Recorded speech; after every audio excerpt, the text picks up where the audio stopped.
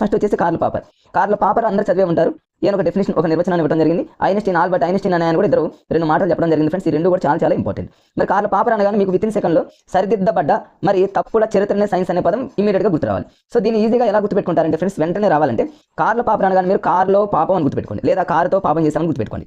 మరి అలా కారులో పాపాలు ఎవరైతే చేస్తారో వాళ్ళు మరి అలాంటి ఆ తప్పులను కూడా సరిదిద్దుకోవాలని గుర్తుపెట్టుకోండి. సరిదిద్దబడ్డటువంటి మరి ఆ చరిత్రనే అనేటటువంటిది గుర్తుపెట్టుకుంటే కార్ల్ పాపర్ అనగానే సరిదిద్దబడ్డ తప్పుల చరిత్ర అనేది ఈజీగా గుర్తుంటుంది. నెక్స్ట్ వచ్చేసి ఫ్రెండ్స్ ఆల్బర్ట్ ఐన్స్టీన్లో ఐ అనే పదం వస్తుంది ఫ్రెండ్స్. ఐ అంటే మన తెలుగులో జనరల్గా మనందరూ తెలుసు నేను అని అర్థం. చూడండి మనకి ఇచ్చినటువంటి కొటేషన్లో కూడా నేను అనే పదం వస్తుంది. నేను ప్రతి సంవత్సరం గత సంవత్సరం రాసినటువంటి ప్రతిదాన్ని కూడా నేను మారుస్తూ ఉంటాను. మీకు జస్ట్ ఐన్స్టీన్లో ఐ అనే పదం రాగానే నేను అనే పదం సింక్ అవుతుంది కాబట్టి సెకండ్లో మీరు ఆన్సర్ని ఈజీగా మీరు దాన్ని పెట్టుకోవచ్చు ఫ్రెండ్స్. ఇవి రెండు కూడా ఫస్ట్ చాప్టర్లో ఉన్నటువంటి ఇద్దరు శాస్త్రవేత్తలు. కంటిన్యూషన్లో మనం చూసినట్లయితే ఫ్రెండ్స్, ఇవి మనకు ఈ నైపుణ్యాలు ఇవన్నీ కూడా శాస్త్రీయ పద్ధతి ఇవన్నీ కూడా జనరల్గా చదువుకోవచ్చు. సాధ్యమైనంత వరకు నేను ఫ్రెండ్స్ జనరల్గా ఉన్న టాపిక్స్ జోలికి నేను వెళ్ళను. మరి చాలా కష్టంగా ఉన్నవి ఎగ్జామినర్ ఫోకస్ చేసేటటువంటి ఆ ఏరియా మీద నేను కంటిన్యూషన్గా వెళ్తాను కాబట్టి ఫ్రెండ్స్ జనరల్గా ఉన్న పాయింట్స్ మీరు చూసుకోండి. ఇక్కడ ఇవన్నీ మీకు తెలిసింది, ఇదంతా జనరల్గా చదువుకోవచ్చు, ఇదంతా అవసరం లేదు ఫ్రెండ్స్. చూడండి ఇక్కడ నెక్స్ట్ పేజీకి వెళ్తే ఇదంతా సమాచారం సేకరించడం కూడా చాలా ఈజీ. సో ఫస్ట్ చాప్టర్లో ఫ్రెండ్స్ ఇంకొక ఇంపార్టెంట్ బిట్ ఉంది ఫ్రెండ్స్. ఇక్కడ ఉంది చూడండి, ఇది చాలాసార్లు మరి ఎగ్జామ్లో అడిగినటువంటి బిట్ ఫ్రెండ్స్. ఇది ఎఫ్ కజోరి అనేటటువంటి బిట్ ఇంపార్టెంట్. ఎఫ్ కజోరి అనేటటువంటి ఆయన ఒక పుస్తకాన్ని రాశాడు. ఆ పుస్తకం పేరే చరిత్రలో సైన్స్. దీన్ని ఎలా గుర్తుపెట్టుకోవాలి? కజోరి అనగానే మీరు ఖర్జూరం అని గుర్తుపెట్టుకోండి ఫ్రెండ్స్. ఖర్జూరం అని గుర్తుపెట్టుకుంటే ఖర్జూరం అనే పదం మనకి జనరల్గా సైన్స్కి సంబంధించింది. అంటే సైన్స్కి సంబంధించినటువంటిది చరిత్రలో అనేటటువంటి పుస్తకం అనమాట. చరిత్రలో సైన్స్ అనే పుస్తకం అనగానే మనకు సైన్స్ అనగానే ఖర్జూరం గుర్తుపెట్టుకోండి, ఖర్జూరం అనగానే కజోరి అని గుర్తుపెట్టుకోండి. ఈజీగా మనకు చరిత్రలో సైన్స్ అనగానే ఖర్జూరం గుర్తొస్తుంది ఫ్రెండ్స్. ఇంతే ఫ్రెండ్స్. ఇక ఫస్ట్ చాప్టర్లో ఉన్నటువంటి ముగ్గురు, ఒకరు వచ్చేసి కార్ల్ పాపర్, రెండో వారు వచ్చేసి ఫ్రెండ్స్ ఆల్బర్ట్ ఐన్స్టీన్, మూడోది వచ్చేసి కజోరి. ఇక మిగతాది ఏంటంటే మరి కొన్ని స్టెప్స్ ఉంటే సోపానాలు ఉంటాయి. సోపానాలు జనరల్గా సమాచారం ఇవన్నీ జనరల్ పాయింట్స్ అవన్నీ చదువుకుంటారు. ఇక సైన్స్ అనేటటువంటి లాటిన్ పదం నుంచి వస్తుంది. మనకు జనరల్గా తెలిసింది కాబట్టి అలాంటి వాటి జోలికి నేను వెళ్ళని చదువుకోండి ఫ్రెండ్స్. నెక్స్ట్ చాప్టర్ వచ్చేసి విజ్ఞాన శాస్త్రం అంటే ఏమిటి. ఇందులో మరి ఎక్కడ కన్ఫ్యూజ్ ఉండేటటువంటి ఏరియా ఉంది. ఎగ్జామ్నర్ ఎక్కడ ఫోకస్ చేస్తారు అంటే ఫస్ట్ పేజీలో ఏమి లేదు ఫ్రెండ్స్, జనరల్గా మనం చదువుకోవచ్చు. మళ్ళీ కార్ల్ పాపర్ ఇంతకుముందు వచ్చింది ఫ్రెండ్స్, అది ఫస్ట్ పేజీలో మళ్ళీ రిపీట్ అయింది ఫ్రెండ్స్. ఇక్కడ పీడిఎఫ్లో డబుల్ చేయడం జరిగింది. కార్ల్ పాపర్ ఇదంతా అవసరం లేదు, దీన్ని కంటిన్యూషన్ చేస్తున్నారు. రెండోది వచ్చేసి ఫ్రెండ్స్ కణం జీవుల మౌలిక ప్రమాణం. దీని మీద చాలాసార్లు బిట్స్ అడిగాడు కాబట్టి కొంచెం జాగ్రత్తగా కష్టంగా ఉన్న వాటికి కొన్ని లాజిక్స్తో మనం నేర్చుకుందాం. ఇక్కడ చూడండి ఫ్రెండ్స్, ఇక్కడ మరి ఫస్ట్ పేజీలో చూడగానే మీకు ఆంటోనీ వాన్ ల్యూవెన్ హాక్ అనేటటువంటి పదం చాలా చాలా ఇంపార్టెంట్ ఫ్రెండ్స్. ఇది మీకు ఇక్కడ ముగ్గురు ఉంటారు. ఆంటోనీ వాన్ లూవెన్ హాక్ ఒకరు, రాబర్ట్ హుక్ ఒకరు, రాబర్ట్ బ్రౌన్ ఒకరు ఫ్రెండ్స్. ముగ్గురు గుర్తుపెట్టుకుంటే రెండో చాప్టర్లో 50% ఆన్సర్ అయిపోయినట్టు. ఆంటోనీ వాన్ లూవెన్ హాక్ అనగానే మీరు ఏం గుర్తుపెట్టుకోవాలంటే ఇక్కడ హాకీ అని గుర్తుపెట్టుకోండి. హాకీ అని గుర్తుపెట్టుకోండి. ఆంటోనీ వాన్ లూవెన్ హాక్ అంటే హాకీ. జనరల్గా చూడండి హాకీ ఆడేవాళ్ళు చాలా దూరంలో ఉంటారు మన గ్రౌండ్లో చూస్తున్నప్పుడు ఫ్రెండ్స్. మరి అంత దూరంలో ఉన్నటువంటి హాకీని చూడాలంటే మనం ఏదో ఒకటి చూడాలి, ఏదో ఒకటి యూజ్ చేయాలి. దాన్ని మనం మైక్రోస్కోప్ అనుకోండి. మైక్రోస్కోప్తో మనం ఎక్కడో ఆడుతున్నటువంటి హాకీని చూస్తున్నామని గుర్తుపెట్టుకుంటే మైక్రోస్కోప్ని కనిపెట్టింది ఎవరనుకున్నా ఆంటోనీ వాన్ లూవెన్ హాక్ అని గుర్తుపెట్టుకోండి. రాబర్ట్ హుక్ కాదు ఫ్రెండ్స్, అది హుక్ అంటే దానికి ఒక లాజిక్ ఉంది, చెప్తాను మీకు ఈజీగా గుర్తుంటుంది బండగా చదివేదానికంటే. హాకీని చూడాలంటే చాలా దూరం నుంచి చూడాలి కాబట్టి మైక్రోస్కోప్ అని గుర్తుపెట్టుకోండి. బోతద్దాలు అనే పదం, బోతద్దాన్ని కనిపెట్టింది కూడా హాకీ. బోతద్దంతో ఎక్కడో ఆడుతున్నటువంటి హాకీని కూడా చూస్తామని గుర్తుపెట్టుకోండి. మరి హాకీని ఆడేవాళ్ళంతా కూడా సజీవులుగా ఫ్రెండ్స్, నిర్జీవులు కాదు కదా. మొట్టమొదటిసారిగా సజీవుల మీద ప్రయోగాలు చేసిన ఎవరంటే ఆంటోనీ వాన్ లూవెన్ హాక్ లేదా హాకీ అని గుర్తుపెట్టుకోండి. ఎందుకంటే హాకీ ఆడేవాళ్ళు సజీవులే కాబట్టి, నిర్జీవులు కాదు కాబట్టి. చూడండి హాకీ అనగా అన్ని వచ్చేసి బోతద్దం వచ్చేసింది, మైక్రోస్కోప్ అర్థం వచ్చేసింది ఫ్రెండ్స్. మూడోది వచ్చేసి మనకి చాలా ఈజీగా ఉన్నటువంటి మరి అన్ని కూడా మనకు హాకీతో లింక్ చేసుకుంటే ఫ్రెండ్స్ ప్రతిదీ కూడా మనకి ఈజీగా గుర్తుపెట్టుకోవచ్చు. ఇట్లా ఆంటోనీ వాన్ లూవెన్ హాక్ని మనం ఈజీగా గుర్తుపెట్టుకోవచ్చు ఫ్రెండ్స్. ఇక్కడ చూడండి అన్ని ఇక్కడ ఉన్నాయి, టేబుల్ రూపంలో ఇవ్వడం జరిగింది, అదని మీరు చూసుకుంటారు. ఇది బోతద్దాలు అనే పదం, మైక్రోస్కోప్ అనే పదం. ఇక్కడ ఇంకొక బిట్ కంటిన్యూషన్లో వస్తుంది, ఇక్కడ చెప్పేస్తా ఫ్రెండ్స్. ఈ మైక్రోస్కోప్ అనేది దేన్నైనా సరే 300 రెట్లు పెద్ద చేసి చూపిస్తుంది, మనందరికీ తెలుసు. దాని కష్టంగా ఏముండదు ఫ్రెండ్స్, ఈజీగా గుర్తుపెట్టుకోవచ్చు. 300 అని గుర్తుపెట్టుకోండి. ఇది కూడా కష్టంగా ఉంది అనుకోండి. 3 అంటే 3 కన్నులు అని గుర్తుపెట్టుకోండి. మనిషికి జనరల్గా 2 కన్ను ఉంటాయి, ఇది 3వ కన్ను అనమాట. 300 రెట్లు చేస్తుందంటే 3వ కన్ను అన్నట్టు గుర్తుపెట్టుకుంటే అది కూడా ఈజీగా గుర్తొస్తుంది ఫ్రెండ్స్. నెక్స్ట్ వచ్చేసి లూవెన్ హాక్ తర్వాత ఈ కంటిన్యూషన్లో రాబర్ట్ హుక్ అని ఆయన వస్తాడు. ఈ రాబర్ట్ హుక్ అని కూడా దాన్ని ఎలా గుర్తుపెట్టుకోవాలి ఏంటంటే ఇక్కడ ఉంది చూడండి ఫ్రెండ్స్. ఇక్కడ రాబర్ట్ హుక్ ఆయన బ్రిటన్ దేశానికి చెందినట్టు ఆయన. హుక్ అని కూడా మీరు ఉక్కను గుర్తుపెట్టుకోండి. ఉక్కు అనేది చాలా గట్టిగా ఉంటుంది అంటే టన్ అంత బరువుగా ఉంటుందని గుర్తుపెట్టు. బ్రిటన్ అంటే టన్ అనమాట. టన్ అంటే చాలా గట్టిగా అన్నది. రాబర్ట్ హుక్ అనేటటువంటి ఆయన మరి బ్రిటన్, రాబర్ట్లో టా అనే పదం వస్తుంది, బ్రిటన్లో టా వస్తుంది. అట్లయినా మీరు సింగ్ చేసి గుర్తుపెట్టుకోవచ్చు ఫ్రెండ్స్. మరి ఏనా దేని మీద ప్రయోగాలు చేశాడంటే రాబర్ట్ హుక్ అనగానే కణం అనమాట. కణానికి మరి మొట్టమొదటిసారిగా కణాన్ని కనుక్కున్నది ఎవరు అనగానే కణం అనగానే రాబర్ట్ హుక్ గుర్తుపెట్టుకోవాలి. ఇది ఎలా గుర్తొస్తుంది అంటే చివరిలో హుక్లో కా ఉంది, ఆ కాతో లింక్ చేసుకుంటే మీరు కణం అని గుర్తుపెట్టుకోండి. అట్లంటే చాలా ఈజీగా గుర్తుపెట్టుకోవచ్చు ఫ్రెండ్స్. రాబర్ట్ హుక్లో కా ఇక్కడ ఉంది, ఇక్కడ కాతో స్టార్ట్ చేసుకుంటే కణం అనమాట. మరి ఏనా ఏ చెట్ల మీద ప్రయోగాలు చేస్తుంటే ఓకులో కూడా చూడండి ఫ్రెండ్స్. చూడండి హుక్లో మరి ఇట్లా వస్తుంది, ఓక్ అనేటటువంటి దాంట్లో కూడా ఇలా ఇక్ అనేటటువంటి పదం వస్తుంది. 2 చోట్ల ఇక్ అనేటటువంటి పదం వస్తుంది కాబట్టి ఓక్ చెట్లు అన్న, బ్రిటన్ దేశం అన్న, రాబర్ట్ హుక్కు అన్న, కణము అన్న ఇవన్నీ కూడా ఆయన పేరుతోనే మనం ఈజీగా గుర్తుపెట్టుకోవడానికి మనం ట్రై చేయొచ్చు ఫ్రెండ్స్. నెక్స్ట్ చూద్దాం. ఇది ఆయన ప్రయోగం అన్నమాట. ఇదంతా అవసరం లేదు ఫ్రెండ్స్, మీరు టెక్స్ట్ బుక్లో చదువుకుంటారు. రాబర్ట్ హుక్ కణాన్ని ఇదంతా జనరల్ పాయింట్స్ ఉంటాయి ఇందులో. ఇదంతా రాబర్ట్ హుక్ ఏం చేశాడు ఫ్రెండ్స్, ఖాళీగా ఉన్నటువంటి ప్రదేశాలను కనమని కనుక్కున్నాడు. హుక్లో ఇక్కడ ఉంది కాబట్టి ఇక్కుతో స్టార్ట్ అయ్యేది మీరు కనమని గుర్తుపెట్టుకోండి, కన్ఫ్యూజ్ కాకుండా ఫ్రెండ్స్. ఇంతకుముందు హాకీ అని గుర్తుపెట్టుకోండి, ఏమో హుక్ అంటే ముక్కని గుర్తుపెట్టుకోండి. ఈ రాబర్ట్ హుక్కి సంబంధించి ఏముండదు, అన్ని ఎగ్జాంపుల్స్ ఉంటాయి ఫ్రెండ్స్ టెక్స్ట్ బుక్లో. ఇక ఉల్లిగడ్డ పొరని, తర్వాత అగ్గిపుల్ల పరిశీలన, ఇవన్నీ మీరు జనరల్ పాయింట్స్ ఫ్రెండ్స్ అవన్నీ చదువుకుని వాటి జోలికి నేను ఏం వెళ్ళను. నెక్స్ట్ వచ్చేసి మూడో ఆయన ఇంతకుముందు చెప్పే ఫ్రెండ్స్ రాబర్ట్ బ్రౌన్ అనగా మీరు దీన్ని ఎలా గుర్తుపెట్టుకోవాలి. బ్రౌన్ అంటే బ్రౌన్ కలర్ గుర్తుపెట్టుకోండి ఫ్రెండ్స్, బ్రౌన్ కలర్ అని గుర్తుపెట్టుకోండి. బ్రౌన్ కలర్తో ఎవరైనా జనరల్గా ఏం చేస్తారు, ఆటలేస్తూ ఉంటారు కదా. ఆటలేస్తారు అనగానే ఆర్కిడ్ మొక్కలను గుర్తుపెట్టుకుని, ఆర్కిడ్ మొక్కలు మొట్టమొదటిసారిగా రాబర్ట్ బ్రౌన్ ఏ మొక్కలు అంటే ఆర్కిడ్ మొక్కలు. ఆర్కిడ్ అనేది మీకు గుర్తు రాకపోతే ఆర్ట్ అని గుర్తుపెట్టుకోండి. బ్రౌన్ అనగానే బ్రౌన్ కలర్తో ఆర్ట్ అని గుర్తుపెట్టుకుంటే ఆర్కిడ్ అనే పదం గుర్తొస్తుంది కాబట్టి ఫ్రెండ్స్ రాబర్ట్ బ్రౌన్ అని గుర్తుపెట్టుకోండి. మరి బ్రౌన్ అనగానే బ్రౌన్ కలర్, మరి కేంద్ర బ్రౌన్ కలర్ ఏం చేస్తాం, ఒక చుక్కలాగా పెడతాం. ఇట్లా చుక్కలాగా పెట్టామంటే అది కేంద్రకమే ఫ్రెండ్స్. సో కణంలో కేంద్రకం ఉంది, ఆ కేంద్రకానికి కేంద్రకం పేరు పెట్టింది ఎవరంటే రాబర్ట్ బ్రౌన్ అని గుర్తుపెట్టుకోండి. కణం అంటేనేమో రాబర్ట్ ఉక్కులో ఇక్కుంది కాబట్టి కణం మనం ఈజీగా గుర్తుపెట్టుకున్నాం ఫ్రెండ్స్. బ్రౌన్ అంటేనేమో బ్రౌన్ కలర్తో ఒక చుక్క పెట్టాం అనుకోండి, అది ఒక కేంద్రకం అనమాట. మొట్టమొదటిసారిగా కణంలో కేంద్రకం ఉంటుందని చెప్పినటువంటి మరి ఆయన గారు ఎవరంటే ఫ్రెండ్స్ రాబర్ట్ బ్రౌన్. ఇది ఈజీగా మీరు బ్రౌన్ కలర్తో మీరు మ్యాచ్ చేసుకొని ఈజీగా గుర్తుపెట్టుకోవడానికి ట్రై చేయండి ఫ్రెండ్స్. ఇక నెక్స్ట్ ఉల్లిపొర, ఇవన్నీ కూడా జనరల్ చదువుకుంటారు. రాబర్ట్ బ్రౌన్కి సంబంధించినటువంటి పిక్చర్ ఫ్రెండ్స్ ఇదంతా. ఇక బుగ్గ కణాలు ఇవన్నీ కూడా మీరు జనరల్ చదువుకుంటారు. ఇవి ఇక్కడ ఒక చిన్న ఇంపార్టెంట్ మనం జనరల్గా చదవం ఫ్రెండ్స్, అదే ఎగ్జామ్లో చాలాసార్లు అడిగాడు. మరి జనరల్గా కణాన్ని ఏమని పిలుస్తారంటే ఫ్రెండ్స్, మరి జీవుల యొక్క నిర్మాణాత్మక మరియు క్రియాత్మకమైనటువంటి ప్రమాణం ఏంటంటే కణం అని గుర్తుపెట్టుకోండి ఫ్రెండ్స్. కణం ఈజ్ వెరీ వెరీ ఇంపార్టెంట్. ఇక్కడ చూడండి, ఇది 2023కి సంబంధించినటువంటి న్యూ బుక్ ఫ్రెండ్, అది గుర్తుపెట్టుకోండి. ఓల్డ్ బుక్ కనుక మీరు 8th క్లాస్ బుక్ని మీరు ఒకసారి పరిశీలించినట్లయితే చాలా మ్యాటర్ చేంజ్ అయింది. ఇప్పటికైనా ఫ్రెండ్స్ ఎవరైనా ఓల్డ్ బుక్ని చదువుతున్నటువంటి డిఎస్సీ మిత్రులు ఎవరైతే ఉన్నారో అర్జెంట్గా మీరు న్యూ బుక్ని చూడండి. ఒకవేళ మీ బుక్స్ అందుబాటులో లేనప్పుడు నెట్లో మీరు ఏపీ వాళ్ళైతేనేమో ఏపీఎస్ఆర్టీ అని కొడితే మీకు సైట్లో వస్తుంది, టీఎస్ వాళ్ళైతేనేమో టీఎస్ఎస్ఈఆర్టీ అని కొట్టండి ఫ్రెండ్స్. అందులో మీకు కావాల్సినటువంటి బుక్స్ వస్తే మీరు 2023 ప్రింట్ని చూసుకొని మీరు ప్రిపేర్ అయినటువంటి ఓల్డ్ బుక్ని దీన్ని కంపేర్ చేసుకోండి. 80% చాలా బిట్స్ చేంజ్ అయ్యాయి ఫ్రెండ్స్, టాపిక్స్ చేంజ్ అవ్వలేదు కానీ అందులో మ్యాటర్ అనేది చేంజ్ అయింది. సో ఫ్రెండ్స్ అది మరోసారి గుర్తుపెట్టుకొని చూసుకోండి.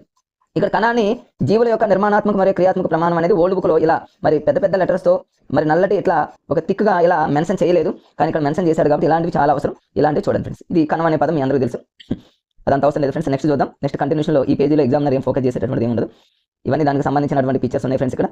తర్వాత ఇక్కడ ఏముండదు ఫ్రెండ్స్, ఈ పేజీలో కూడా జనరల్ మీరు చదువుకోండి ఫ్రెండ్స్. ఇవన్నీ కూడా టెక్స్ట్ బుక్ని చూడటం వల్ల ఏమవుతుందంటే ఫ్రెండ్స్, ఒకసారి మన మైండ్లో అనేది ప్రతిదీ ప్రింట్ అవుతుంది. ఎగ్జామ్లో కూడా మీ కాన్సన్ట్రేషన్ అనేది టెక్స్ట్ బుక్ మీదకి వెళ్తుంది కాబట్టి టెక్స్ట్ బుక్ని మేజర్గా ఫాలో అవ్వండి. తర్వాత మెటీరియల్ చూడండి ఫ్రెండ్స్.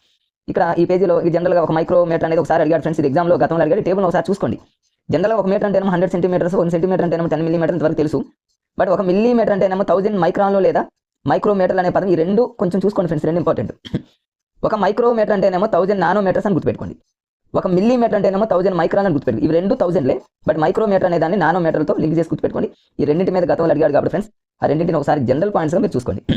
తర్వాత ఈ చాప్టర్ అయిపోయింది ఫ్రెండ్స్. మూడోది సూక్ష్మ జీవుల ప్రపంచం, చాలా చాలా ఇంపార్టెంట్. దీని మీద బిట్స్ కన్ఫామ్ వచ్చే అవకాశం ఎక్కువ ఉంది.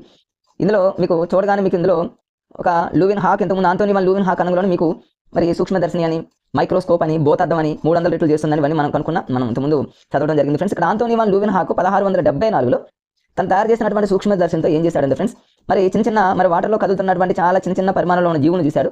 ఆ జీవులకే యానిమల్ క్యూల్స్ అనే పేరు పెట్టాడు. తర్వాత కాలంలో వాటిని బ్యాక్టీరియా అనేటటువంటి నామకరణం కూడా చేయడం జరిగిందని గుర్తుపెట్టుకోండి ఫ్రెండ్స్. మైక్రోస్కోప్ ఏం చేశాడంటే మీకు ప్రయోగాలు చాలా తెలుసు కాబట్టి ఫ్రెండ్స్, వాటర్లో ఇట్లా పరిశీలిస్తూ ఉన్నప్పుడు కొన్ని కదులుతూ ఉన్నటువంటి చిన్న జీవులను చూశాడు. ఆ జీవులకి యానిమల్ క్యూల్స్, ఈజీగా పెద్ద కష్టమే కదా, యానిమల్స్ అంటే జంతువులాగా ఉండేటటువంటి క్యూలో ఉన్నాయని గుర్తుపెట్టుకోండి. ఆ వాటర్లో చూస్తున్నప్పుడు ఇంట్లో చిన్నవి ఇలా ఉంటాయి కదా ఫ్రెండ్స్, ఇట్లా అవన్నీ ఒక క్యూలో ఉన్నాయని గుర్తుపెట్టుకోండి, ఒక జంతువులాగా యానిమల్ క్యూల్స్ అని గుర్తుపెట్టుకోండి. వాటికి తదనంతరం బ్యాక్టీరియా అని పేరు పెట్టడం జరిగింది. జనరల్ పాయింట్ మీరు చదవండి, దానికి ఏం కోడ్ అవసరం లేదు ఫ్రెండ్స్. యానిమల్ క్యూల్స్ అనగానే మైక్రోస్కోప్ గుర్తొస్తుంది. మైక్రోస్కోప్ అనగానే ఎక్కడో ఉన్న హాకీని చూస్తాం కాబట్టి హాక్ అని గుర్తుపెట్టుకోండి, లూవిన్ హాక్. ఓకే ఫ్రెండ్స్, ఇక్కడ ఎగ్జామినర్ గతంలో ఫోకస్ చేశారు, చాలా చాలా ఇంపార్టెంట్ ఫ్రెండ్స్ ఇది. మరి ఏంటి, కొన్ని రకాల బ్యాక్టీరియాలు ఉన్నాయి, రైజో తర్వాత శిలీంధ్రాలు ఉన్నాయి, అదేవిధంగా ప్రోటోజోవాలు ఉన్నాయి, అదేవిధంగా శైవలాలు అంటే అవి కంటిన్యూషన్, తర్వాత శైవలాలు, అదేవిధంగా సూక్ష్మ ఆర్ధోపోడాలు. ఎగ్జామ్లో అడిగాడు ఫ్రెండ్స్. ఈ క్రింది మనలో మరి సూక్ష్మ ఆర్ధోపోడానికి చెందింది ప్రోటోజోవాలు ఏంటి, శైవలాలు ఏంటి, కానివి ఏంటి, అయినవి ఏంటి రావాలంటే ఈ టేబుల్ క్లియర్గా టెక్స్ట్ బుక్లో ఉంది కాబట్టి ఖచ్చితంగా చదవాలి ఫ్రెండ్స్, గుర్తుపెట్టుకోవాల్సింది. మరి దీన్ని మనం ఏమైనా కష్టంగా చదవాలంటే అవసరం లేదు ఫ్రెండ్స్, జస్ట్ చూడండి, జస్ట్ మీరు ఇక్కడ ఒక నిమిషం, ఒక 2 నిమిషంలో మీకు ఇవన్నీ వచ్చేస్తాయి. ఎలా అంటే చూడండి, బ్యాక్టీరియా అనగానే ఫ్రెండ్స్ ఇక్కడ బ్యాక్టీరియా అన్నాడు. మన బ్యాక్టీరియాను గుర్తుపెట్టుకోవడానికి చిన్న లాజిక్ ఫ్రెండ్స్, మేము గతంలో చదువుకున్నటువంటి లాజిక్ మీకు ఇప్పుడు చూపిస్తున్నా. బ్యాక్టీరియా అనగా బాతో స్టార్ట్ అయ్యే పదాలే కొన్ని ఉంటాయి మాక్సిమం. ఇది చూడండి, లాక్టో బాసిల్లస్లో బా అనే పదం ఉంది, బాసిల్లస్లో అందులోనే ఉంది కదా ఫ్రెండ్స్, అంటే బాసిల్లస్లో బాగుంది, ఇక్కడ బాసిల్లస్లో బాగుంది కాబట్టి బ్యాక్టీరియా. ఇది గుర్తుపెట్టుకోవాల్సింది ఏంటంటే కోకస్ అని గుర్తుపెట్టుకోండి. ఈ కోకస్ని ఎలా గుర్తుపెట్టుకుంటారంటే బ్యాక్టీరియాని మీరు బ్యాక్ అని గుర్తుపెట్టుకోండి, BACK బ్యాక్ బెంచ్ కానీ, బ్యాక్ అంటే మన వెనకాల కానీ ఇట్లా గుర్తుపెట్టుకున్నారనుకున్న కోక అని గుర్తుపెట్టుకోండి.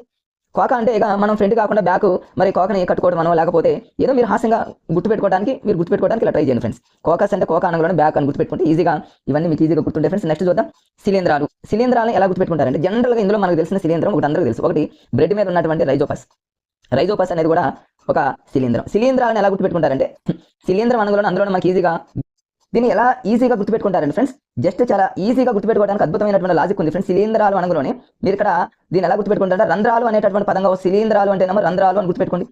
శిలీంధ్రాలు అనగానే రంధ్రాలు అని గుర్తుపెట్టుకుంటే అన్నీ వచ్చేస్తాయి. చూడండి, పెన్సిలియం జనరల్గా తెలుసు, పెన్సిలియం అనేది ఒక శిలీంధ్రం అని తెలుసు. నాన్ మ్యాథ్స్ వాళ్ళు కానీ ఎవరైనా ఉంటే బయాలజీ వాళ్ళకి తెలుసు ఫ్రెండ్స్. మిగతా వాళ్ళకి పెన్సిలియం అనగానే పెన్సిల్ అని గుర్తుపెట్టుకోండి. పెన్సిల్ ఉంది కదా ఫ్రెండ్స్, పెన్సిల్తో మనం ఎవరైనా పొడిచామనుకోండి ఒక రంధ్రం ఏర్పడుతుంది, ఒక ఇట్లా హోల్ పడుతుందని గుర్తుపెట్టుకుంటే శిలీంధ్రం రంధ్రం అన్నట్టు గుర్తుపెట్టుకోండి. తర్వాత ఆస్పెర్జిల్లస్ అనేది ఒక శిలీంధ్రం. ఇది కూడా తెలియని వాళ్ళు ఈజీగా గుర్తుపెట్టుకోవచ్చు ఫ్రెండ్స్. ఆస్పెర్జిల్లస్ దాన్ని ఎలా గుర్తుపెట్టుకుంటారంటే ఆస్పెర్జిల్లస్ అనే దాన్ని ఎలా ఈజీగా గుర్తుపెట్టుకుంటారంటే హాస్పిటల్ అని గుర్తుపెట్టుకోండి. జనరల్గా చూడండి, హాస్పిటల్కి వెళ్ళే వాళ్ళు ఇట్లాంటి రంధ్రాలతో ఉన్నటువంటి వాళ్ళు హాస్పిటల్కి వెళ్తారు. అంటే దెబ్బలు తగిలి మనకు గాయాలు అన్నట్టు ఫ్రెండ్స్. రంధ్రాలు అంటే ఇక్కడ గాయాలు, దెబ్బలు ఇలా అన్నిటితో మీరు సింక్ చేసుకుంటే నేను అలా ఈజీగా గుర్తుపెట్టుకోవడానికి అనమాట, వెంటనే గుర్తు రావడానికి. హాస్పిటల్స్ అనగానే హాస్పిటల్కి ఎవరు వెళ్తారు? జనరల్గా గాయాలు, దెబ్బలు అనగానే రంధ్రాలు అనగానే శిలీంధ్రాలు అనే పదం నాకు ఈజీగా వస్తుంది. పెన్సిలియం అంటే పెన్సిల్తో పొడిచామనుకోండి చిన్న రంధ్రం పడుతుందని గుర్తుపెట్టుకోండి. తర్వాత రైజోపస్ అంటే మనందరూ తెలిసింది బ్రెడ్ మీద ఉన్నటువంటి, బ్రెడ్ మీద కూడా ఇలా రంధ్రాలుగా కనిపిస్తుంది కదా, ఇవన్నీ కూడా శిలీంధ్రాలు అంటే రంధ్రాలుగా మీరు ఈజీగా సింక్ చేసుకోండి. ప్రోటోజోవాల్ బండగా చదువుతా ఉంటారు చాలా మంది. ప్రోటోజోవాల్ అనగా అమీబా ప్యారమిషం వట్టిసెల్లా ఇలా బయాలజీ వాళ్ళ ప్రయోగాలు చేస్తారు, ఈజీగా గుర్తుంటుంది కానీ ఫ్రెండ్స్. మిగతా మ్యాథ్స్ వాళ్ళకి, మిగతా సోషల్ బ్యాక్గ్రౌండ్ ఉన్న వాళ్ళకి, అట్లాంటి వాళ్ళకి చాలా కష్టం కాబట్టి దీన్ని ఎలా గుర్తుపెట్టుకోవాలి? ప్రోటోజోవాల్ అనగా మీరు ఫోటో అని గుర్తుపెట్టుకోండి. సహజంగా చూడండి, ఫోటోలు దిగడానికి మనం ఇష్టపడతాం ఎక్కువగా, లేదా ఫోటోలు తీసుకుంటూ ఉంటాం. ఫోటో అనగానే మనకు అమ్మ చూడండి, మన ఇంట్లో ఉన్నటువంటి అమ్మ జనరల్గా ఫోటోని మన పిల్లలు ఏం చేస్తారు? అమ్మని నిలబెట్టి ఫోటో తీస్తూ ఉంటారు అనమాట. అంటే అమీబా అనగానే అమ్మ గుర్తొస్తే అమ్మతో మనం ఒక ఫోటో దిగుతామని కూడా గుర్తుపెట్టుకోండి. మీ ఇష్టం ఎలాగైనా గుర్తుపెట్టుకోండి ఫ్రెండ్స్. అమ్మతో ఒక ఫోటో దిగామంటే ప్రోటోజోవా. మరి అమ్మతో ఫోటో దిగాలంటే మనకు పర్మిషన్ కావాలి, ప్యార్మిషన్. అదేవిధంగా వట్టి సెల్ అంటేనేమో సెల్స్. ఇప్పుడు ఫోటోలు తీయాలంటే కెమెరా కానివ్వండి, ఏదైనా ఒక కెమెరా ఖచ్చితంగా ఏం కావాలి ఫ్రెండ్స్? సెల్స్ కావాలి, గుర్తుపెట్టుకోండి. ఇక చూడండి, ఈ క్రింది వాళ్ళలో ప్రోటోజోవా వర్గానికి చెందనది అన్నాడు అనుకోండి. చెందే ఏంటి? అమ్మతో మనం ఒక ఫోటో దిగాలి, అమీబా. అమ్మతో ఫోటో దిగాలంటే పర్మిషన్ కావాలి, ప్యార్మిషన్.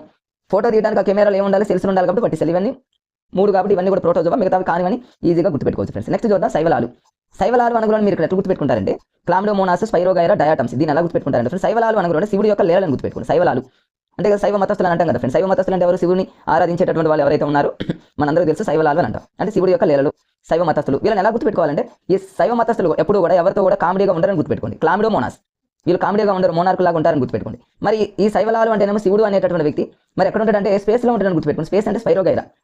మరి డయాటమ్స్ అంటేనేమో మనతో ఆడుకోడు, మనతో లేకపోతే ఆడుకుంటాడని గుర్తుపెట్టుకోండి. శైవలాలు అంటే శివుడు లీలలు, శైవ మతస్థులను గుర్తుపెట్టుకోండి.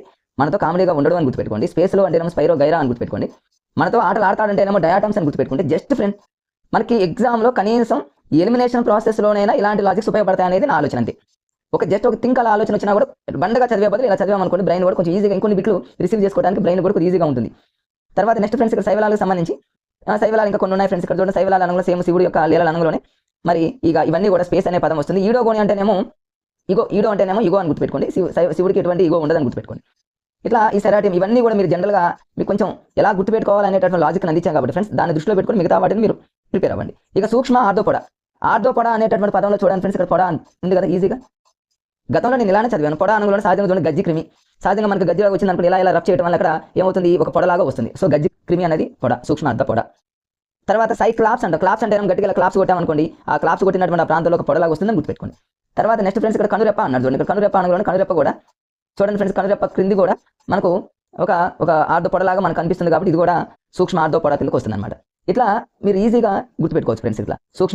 ఇట్లా ఇంకోటి ఉంది ఫ్రెండ్స్, ఇక్కడ డాఫ్నియా అనేది కూడా సూక్ష్మ ఆర్ధోపొడ. చాలా మంది ఇది కన్ఫ్యూజ్ అవుతారు. డాఫ్నియా అంటే ఏం లేదు ఫ్రెండ్స్, మీరు ఎట్లా గుర్తుపెట్టుకుంటారంటే డాఫ్నియా అంటే డాగ్ అని గుర్తుపెట్టుకోండి.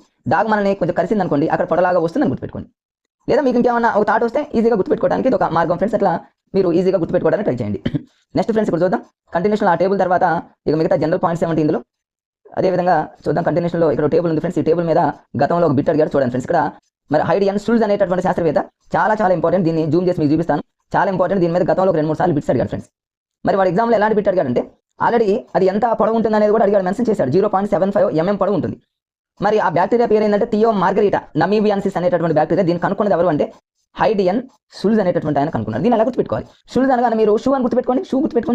షూ చూడండి, జనరల్గా పిల్లలకి వాళ్ళ అమ్మ ఏం చేస్తుందంటే ప్రతిరోజు స్కూల్కి పంపించేటప్పుడు షూని వేసి పంపిస్తుందని గుర్తుపెట్టుకోండి. అమ్మి అంటేనేమో నమీబియాన్సిస్, నమీబియా అంటేనేమో అమీబియా అన్నట్టు గుర్తుపెట్టుకోండి. మన అమ్మి షూ అని గుర్తుపెట్టుకోండి. ఈజీ అనమాట, ఈజీగా గుర్తుపెట్టుకోవడానికి. థియో మార్గరేటా నమీబియాన్సిస్ అనగానే నమీబియా అనులోనే అమీబియా అని గుర్తుపెట్టుకుని అమ్మి అని గుర్తుపెట్టుకుంటే షూ గుర్తొస్తుంది. మరి 0.75 ఎలా గుర్తుపెట్టుకుంటారంటే షుల్జ్లో ఎస్ అనే పదం వచ్చింది కదా ఫ్రెండ్స్. ఎస్ అంటే 7 అని గుర్తుపెట్టుకోండి.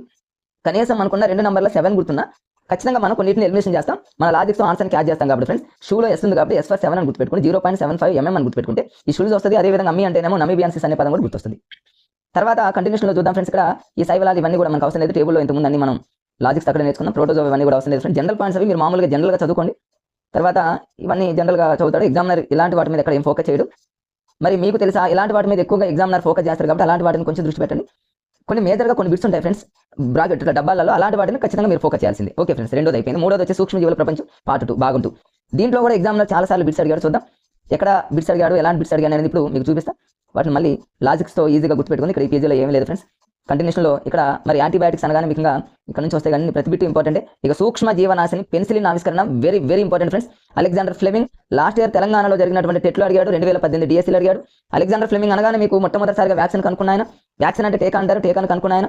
మరి దీని మీద చాలా బిట్స్ అడిగాడు కాబట్టి వీటిని ఎలా గుర్తుపెట్టుకోవాలి చూద్దాం. దీన్ని కూడా కన్ఫ్యూజ్ లేకుండా చూడండి. అలెగ్జాండర్ ఫ్లెమింగ్ అంటే ఆయన పేరు మీదనే కనుక్కున్నాడు ఫ్రెండ్స్. ఫ్లెమింగ్ అంటే పెన్సిలియం అన్న ఫ్లెమింగ్ అన్న ఆయన పేరుతోనే మీరు ఈజీగా గుర్తుపెట్టుకోవడానికి ట్రై చేయండి.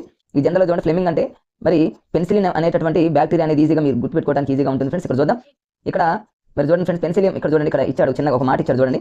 పెన్సిలియం అనేటటువంటి శిలీంధ్రం నుంచి ఉత్పత్తి చేసిన పదార్థానికి ఫ్లెమింగ్ ఏం చేసినట్టు పెన్సిలిన్ అనేటువంటి పేరు, అంటే ఆయన పేరుతోనే దానికి పేరు పెట్టాడు కాబట్టి పెన్సిలిన్ అనగానే ఫ్లెమింగ్ అలెగ్జాండర్ ఫ్లెమింగ్ అని గుర్తుపెట్టుకోండి. బిట్టు ఎగ్జామ్లో ఎక్కువసారి అడిగిన బిట్టు మళ్ళీ 2024లో కన్ఫర్మ్గా అడిగే బిట్టు ఫ్రెండ్స్ ఇక్కడ ఉంది. అది ఇంపార్టెంట్. ఏంటంటే నోబెల్ అవార్డు దానికి వచ్చింది. మరి అలెగ్జాండర్ ఫ్లెమింగ్కి నోబెల్ అవార్డు ఎప్పుడు వచ్చిందంటే 1945లో వచ్చింది ఫ్రెండ్స్. 1945లో నోబెల్ అవార్డు వచ్చింది. మరి ఏ సంవత్సరంలో మరి ఆయన ప్రయోగాలు చేయడం జరిగిందంటే 1929. అలెగ్జాండర్ ఫ్లెమింగ్ అనుగులోని పెన్సిలిన్ అనుగులో 1929 గుర్తు రావాలి, 1945 గుర్తు రావాలి. నోబెల్ అవార్డు వచ్చిందని గుర్తుపెట్టుకోవాలి.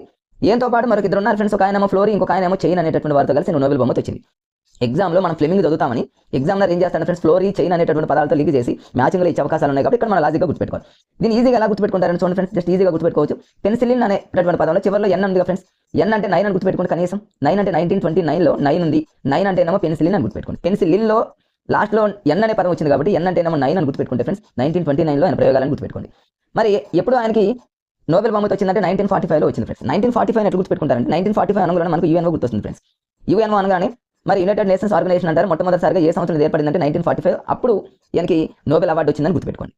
మరి ఇక్కడ మరి ఇంకా ఇద్దరు ఎవరంటేనేమో ఫ్లోరీ, ఇంకొకరేమో చైన్. మరి ఈ రెండింటిని ఎలా గుర్తుపెట్టుకుంటారంటే ఫ్లోరీ అంటేనేమో ఫ్లోర్ అని గుర్తుపెట్టుకోండి. ఫ్లోర్ అంటే మన గచ్చు అని గుర్తుపెట్టుకోండి. ఆ గచ్చు మీద చైన్ పడిందని గుర్తుపెట్టుకోండి. ఒక ఫ్లోర్ ఉంది, ఆ ఫ్లోర్ మీద చైన్ పడిందని గుర్తుపెట్టుకుంటే ఫ్లోరు చైన్ అని వస్తుంది. ఆ గచ్చు మీద పడినటువంటి చైన్ని ఈ అలెగ్జాండర్ ఫ్లెమింగ్ అనే ఆయన తీసుకున్నాడని గుర్తుపెట్టుకోండి. అంటే తీసుకున్నాడంటే వాళ్ళ ముగ్గురు కలిపి అని అర్థం. వాళ్ళ ముగ్గురు కలిపి 1945లో మరి ఇట్లా వచ్చిందని గుర్తుపెట్టు. ఒకవేళ 45 అనేది ఐక్యరాజ్య సమితితో లింక్ రావట్లేదు అనుకోండి ఫ్రెండ్స్. ఇంకా ఎలా గుర్తుపెట్టుకుంటారంటే అలెగ్జాండర్ మరి పెన్సిలిన్ అనేటటువంటి ఆయన పేరు మీద, ఫ్లెమింగ్ అంటే ఆయన పేరు మీద కనుక్కున్నాడు కాబట్టి ఫ్లెమింగ్ అంటున్నాం కదా ఫ్రెండ్స్. ఫ్లెమింగ్ అంటే F తో స్టార్ట్ అవుతుంది కదా. F అంటే 5 అని గుర్తుపెట్టుకోండి, చివరిలో 5. కనీసం ఫ్రెండ్స్ ఒకట్ల స్థానంలో యూనిట్ ప్లేస్లో ఉన్న నంబర్ని మనం కనుక్కున్నా సరే 4 3 ఎలిమినేషన్ చేయొచ్చు. ఫ్లెమింగ్ అనుగుణ 5 అని గుర్తుపెట్టుకుంటే 1945. పెన్సిలిన్లో N ఉంది కాబట్టి N అంటే 9 అని గుర్తుపెట్టుకుంటే 1929 అంతే ఫ్రెండ్స్. ఫ్లోర్ మీద చైన్ అలెగ్జాండర్ తీసుకున్నాడని గుర్తుపెట్టుకుంటే మీకు లైఫ్లో మర్చిపోయేటటువంటి ఛాన్స్ ఉండదు కాబట్టి ఈజీగా గుర్తుపెట్టుకోవడానికి ఈజీగా ఉంటుంది ఫ్రెండ్స్. చూద్దాం ఇక్కడ అరియోమైసిన్ అనేటటువంటి ఆయన చాలాసార్లు ఎగ్జామ్లో అడిగాడు. మరి ఇది ఆంధ్రప్రదేశ్లో ఆయన జన్మించడం జరిగింది, పశ్చిమ గోదావరి జిల్లా. This is very very important. చాలా మంది ఏమనుకుంటారంటే తెలంగాణకు సంబంధించినటువంటి పుస్తకాల్లో ఆంధ్రప్రదేశ్ బిట్ ఉంది, ఇది ఆంధ్రాలో ఉంది కదా, తెలంగాణలో వస్తుందా అని అనుకుంటారు. సైన్స్ బుక్కు సంబంధించి ఫ్రెండ్స్ తెలంగాణనైనా ఆంధ్రానైనా చాప్టర్లో కొంచెం అటు ఇటు మారొచ్చేలా కానీ మ్యాటర్ మాత్రం సేమ్ ఉంటుంది. ఇది టెక్స్ట్ బుక్లో ఉంది కాబట్టి కన్ఫామ్గా అందరూ చదవాల్సిందే. తెలంగాణ వాళ్ళైనా ఖచ్చితంగా చదవాలి, ఏపీ వాళ్ళు ఖచ్చితంగా చదవాల్సి ఉంటుంది, టీఎస్ వాళ్ళు కూడా చదవాల్సిందే ఫ్రెండ్స్. మరి ఇక్కడ డాక్టర్ ఎల్లాప్రగడ సుబ్బారావు గారు మరి బ్యాక్టీరియాకు మరి ఒక మందును కనుక్కోవడం జరిగింది. ఆ మందు పేరు ఏంటంటే ఫ్రెండ్స్ అరియోమైసిన్ అని అంటారు, దాన్ని టెట్రాసైక్లిన్ అని అంటారు. మరి దేనికి ఉపయోగపడుతుంది అంటే అది టైఫాయిడ్, ప్లేగు, క్షయ వంటి వ్యాధులను నయం చేయడానికి ఉపయోగపడుతుంది. Wonder important bit friend. దీన్ని ఈజీగా ఎలా గుర్తుపెట్టుకుంటారంటే మేమైతే ఎలా గుర్తుపెట్టుకున్నాం ఫ్రెండ్స్ ఇది.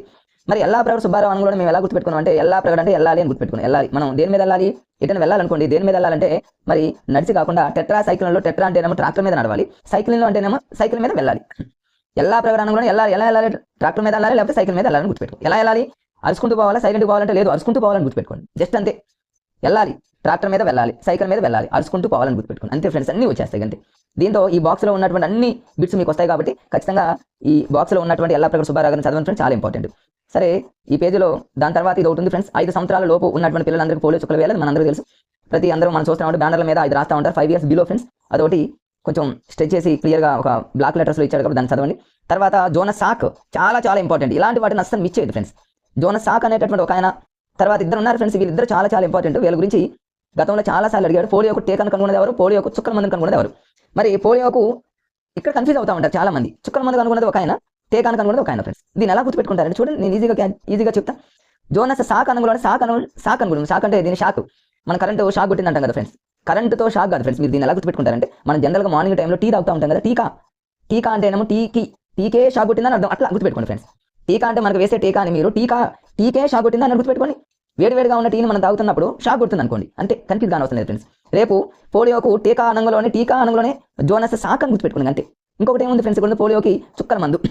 చుక్కల మందు సహజంగా చూడండి ఎక్కడైనా మరి ఆల్బర్ట్ బిన్ అంటే ఏమో డబ్బా ఫ్రెండ్స్, బిన్ అంటే డబ్బా అని గుర్తుపెట్టుకోండి. చుక్కల మందు సహజంగా డబ్బాల్లోనే కదా వాళ్ళు నిల్వ ఉంచేది, డబ్బాల్లో నిల్వ చేస్తారు. నర్సులు చూడండి, సిస్టర్స్ చూడండి ఫ్రెండ్స్, చుక్కల మంది తెచ్చేటటువంటి సిస్టర్స్ వాళ్ళ డబ్బాలు వాళ్ళ బాక్సులు ఏం చేస్తారంటే ఉంచుతారు అక్కడ కొంచెం కూలింగ్ కోసం అన్నట్టు. బిన్ అని గుర్తుపెట్టుకోండి. ఆల్బర్ట్ బిన్ అంటే ఏమో బిన్నులో చుక్కల మందు, టీ తాగంలోనే టీకా షాక్ అని గుర్తుపెట్టుకోండి. అట్లా మనం ఈజీగా గుర్తుపెట్టుకోవచ్చు ఫ్రెండ్స్. దాన్ని మీరేం కన్ఫ్యూజ్గా చదవడం అవసరం లేదు.